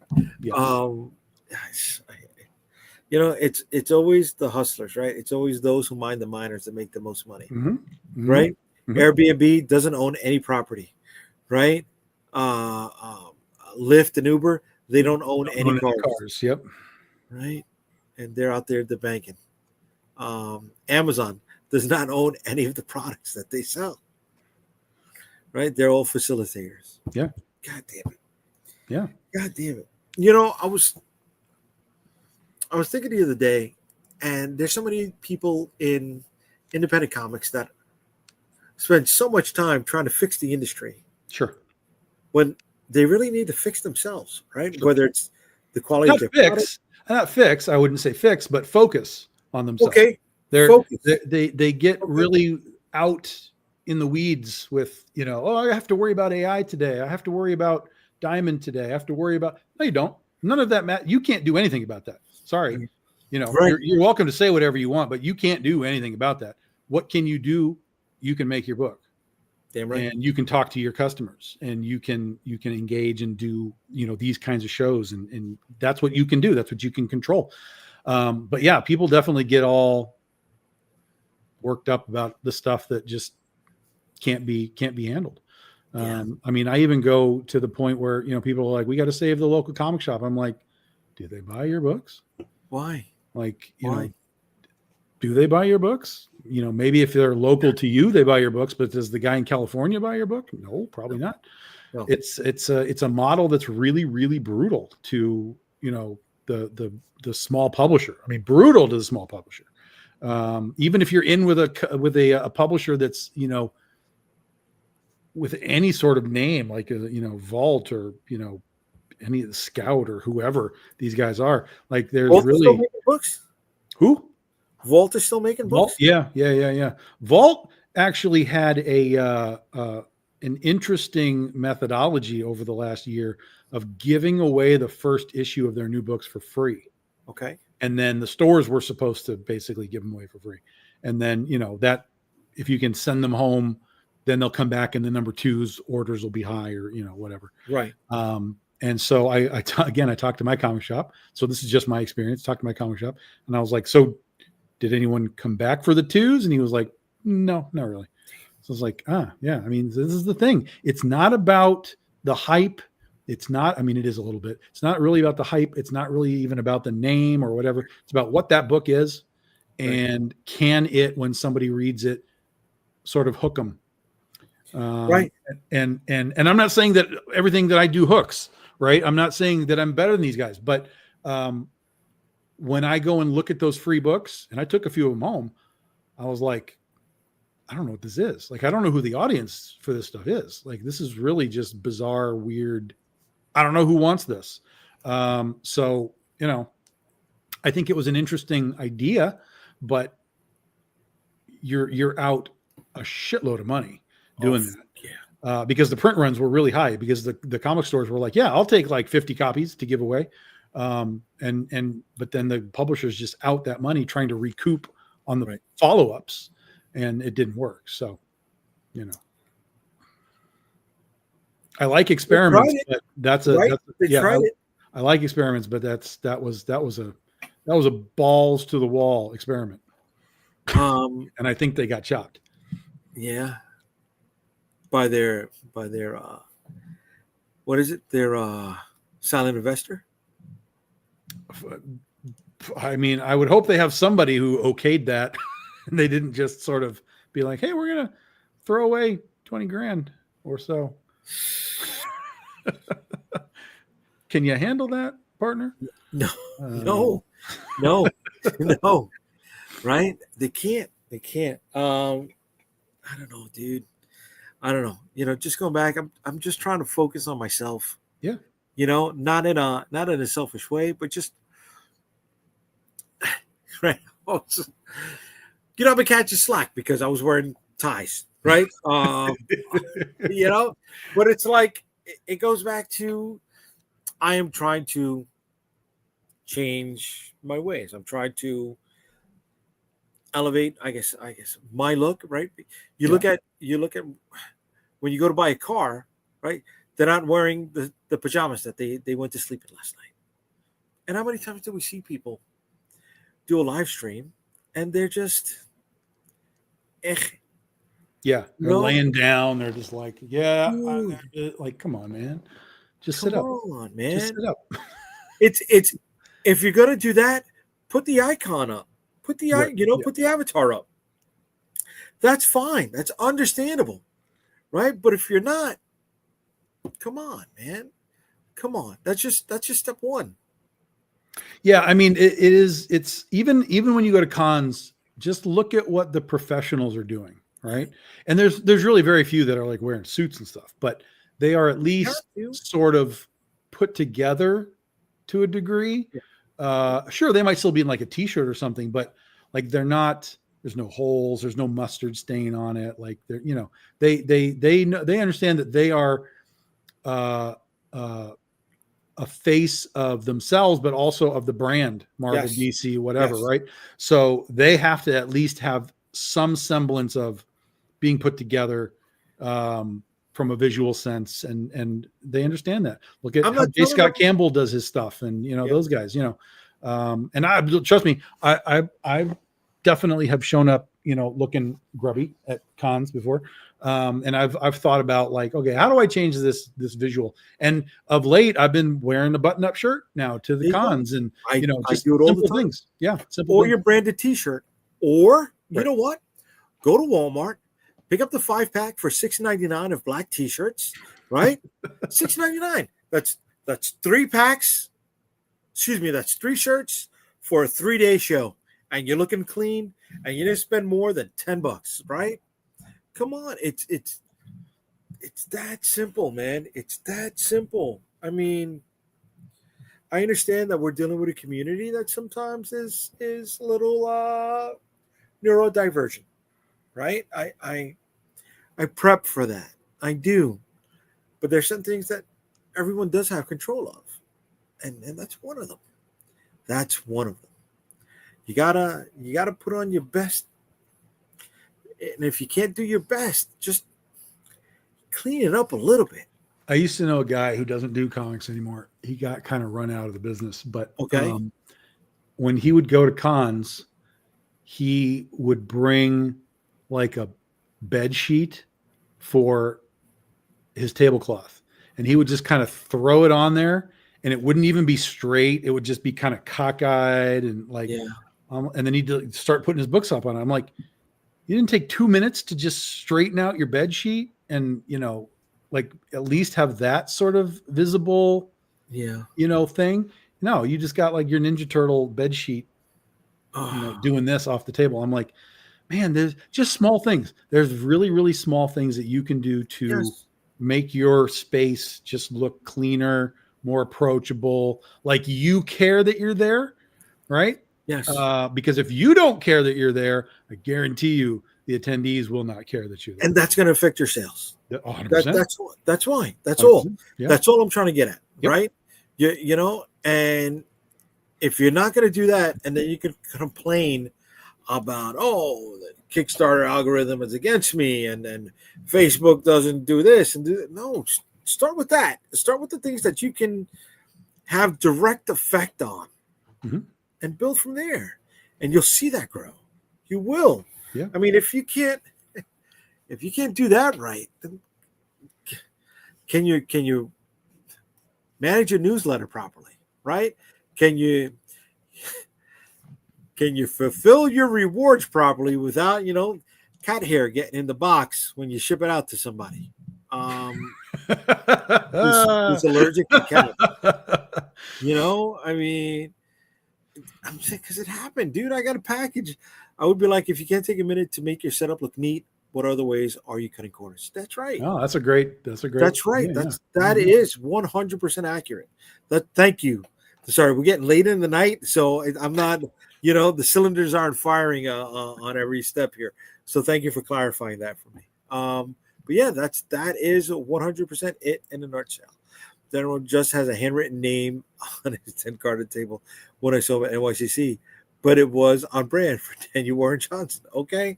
Well, that's what I'm saying. It's brand. It's the brand. You have to understand the brand that you're presenting. And if that's what he presents, then that's okay, And he has moved himself into a position where he's still being hired by like Skybound and those guys. He's being hired by them, and they understand his brand. But you're also talking about a guy who has been working in the business for a long, long, long time. People know him. They're aware of him. They get what he is.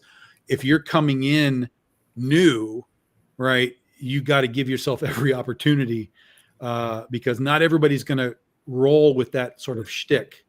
Right. It's funny you're saying that, because I do also remember at New York Comic Con seeing a very renowned comic book creator, instrumental in shifts in this industry, with a ratty, busted neck, gray t-shirt, sketching on his pad, not engaging with anyone who was coming to the table. And, he didn't have to, right? Because he's been to the mountaintop, like a name. And I'm just like, okay, but that's not his brand, right? And this creator has always been spoken about in high regards, and being a Hollywood, could have been a Hollywood model and stuff. And I'm like, he looks like he just fucking rolled out of the bed, man. Now, maybe he lost his bags. That could have happened. Definitely could have happened. But you also could have bought a T-shirt on the way to Artist Alley. Well, and a lot of those guys are some of the dudes that then complain that they've been aged out. Like, oh, I can't get a job anymore. But then you look at that kind of stuff and you're like, well, maybe there was a reason that someone aged you out. Because if that's your attitude towards sort of the business, there might have been business sides that were, not working too. So, all right, you're bringing this up, and there are some creators who have understood that and have taken charge of things. One of those we know has been very successful on Kickstarter, and that was Brian Pulido, right? Mm-hmm. He said, that is the perfect example of brand management. Yeah. 100% from top to bottom. Yes. And I know this guy's a lightning rod. You love him or hate him, right? There's really no in between on him. But he's focusing on direct to consumer right now. Sure. Yes, he's going right to it. Rob Liefeld is going there. He's understanding this. Of course. He's following the trends. Still, his artwork is not stuff that I can get behind. It's just not. But he's out there and he's doing his fucking. He's doing. Yeah, but he's just like Brian. He has an audience. He has a fan base that follows him. That's it. Yeah. It's as simple as that. It's as simple as that. Listen, I've been talking about direct to customer for the last 5 years. Like at least the last 5 years. I've been telling people, you don't need a publisher. You don't need this. You don't need that. Do it yourself. It's not going to be easy, but you can do it yourself. There's so many opportunities to do that. Rob has the connection with Whatnot. Brian went through Kickstarter, but now he does his own crowdfunding. He has his own platform that he built. So he does his own in-house crowdfunding. There's nothing holding you back from doing it yourself anymore. There are no true gatekeepers keeping you from anything outside of getting into retail stores. That's really the only place where there's a gatekeeper anymore, because you got to get into a distributor. You have to make sure the retailer sees you. You have to make sure that they want to buy your book, on and on and on. So that's really the only gatekeeper anymore. But there's no gates between you and a customer anymore. Zero. But it's still going to take time to build that. Yes, of course. Of course. But the doors are open. All the doors are open. Yes. You can walk through anyone you want. Yes. So do not, if you're going to go down that path, do not expect immediate results, folks. Correct. Right? Lightning in a bottle, it can happen, but it's going to take you a minute to build and build and build. But if you do it over time and you do it consistently, and you understand that there are multiple doors and they all lead to multiple places and they all require different sort of actions, you decide which ones you want to go through at whatever given time. But no one's keeping you from those doors. That's the whole thing. All the doors are open, and you can do this yourself. Yep. Yeah. 100%. Yeah. 100%, brother. But listen, man, we've been running for more than 2 hours, dude. Yes. We're out here. We're kicking fucking ass, dude. You kicked a lot more ass tonight than I did. But I got closer to that 100 mark. I'm only 2 away from 100, baby. Ah, beautiful. We're only 2 away from 100, right? And I'm 1 away from 100. Look at, damn it. We got to 99 tonight. 99 tonight. Who's going to hit 100 first? Who's going to hit 100 first? The guy that just started or the guy that's almost over? Which one? I don't want to say anything else, referencing numbers. I'm just going to use those 2 points. Okay? Those 2 points. It's not lying if you're omitting other areas. Who's going to hit 100 first? Oh, my God. Left or the guy on the right? Yeah. Well, listen, thank you for jumping on. This was thanks for having me, this was a good time. So for those that don't know, Jay does do his own show on occasion. That's right. Friday nights, StreamYard, Unstoppable Comics. That's Jay's brand as well. But I've been a guest on Jay's show let me put it to you this way. I bullied my way onto Jay's show about a year and a half ago. Very much a series regular. Yeah, when they were doing his show with Jay Dee called Roan, and I saw them live, and I was like, the hell are you guys doing? And they sent me the link, and I never went away. So, you know, I appreciate you guys, JD and JD, for your you know, your open doors to be on your shows. I really appreciate it. So I'm glad we got to have you come back onto mine. I don't do these very often, so this is a real rarity. Whereas Rosario's show is about once every 4 weeks. Yes. Mine the is most about inconsistent show. Yeah. Yeah. Mine is about once every 4 months. So, you know, no, I'm glad we got you on here. This was great. You always have a great attitude about comics and everything. So super fun. I appreciate you joining us. And remember, he has 24 hours left on his campaign. So if you like the monsters and you like the give him the spiel, the shtick. So if you're down with the creatures that go bump in the night, why don't you hang out with Vicky Sticks and help her to answer the last prayer of the damned before they go away? We got 24 hours left. No, we got less than 24 hours left. Whoa. But Tom has less than 2 hours left for anybody who wants to get all those extra freebies. That's right. You got an hour and 15 minutes. If you pledge tonight, you automatically get the Wizard eBass card. Automatically. It's not a stretch goal. Automatic. And then there's the eBass retro foil and the holofoil knee-eye cover that are only available tonight. You have an hour and 15 minutes to grab those. And we are currently at $11,370. We are funded, which means we need $630 to unlock the first stretch goal, which is spot gloss on all the covers. So we'll get there tomorrow for sure, but we might be able to even squeak that out this evening with a little bit of luck. So there's a possibility. Yeah. You know, there's a possibility. If people want those freebies, hit it up now. Yeah. All right. Yeah. That's it. Was this stream? This stream wasn't in the body of the campaign, was it? No. Okay. How do you do that? You just post a link. You put, instead of putting the video, you put the put a link like as an update. No, is that what you mean? No, you can, you know, you get the plus sign and you get the menu bar, right? And instead of picture, you add video. Oh shit! And then the video gives you the prompt, and you put in the YouTube link. Oh hell, I didn't know that. Yeah, dude. I've done that a few times. I didn't do it on this one. I don't know why I didn't, but I've done that a few times, man. I did not. I had no idea. I had no idea. All right, now I have something to look at and monkey around with. Oh yeah. And then when I look at my views on YouTube, the ones that were attached to the body of the campaign had a hell of a lot more views than the ones that I'm putting out in links and stuff like that. Yeah, I think you should put on the NBC. I just blew the whole gag. Shit. Fuck it, I'm committed.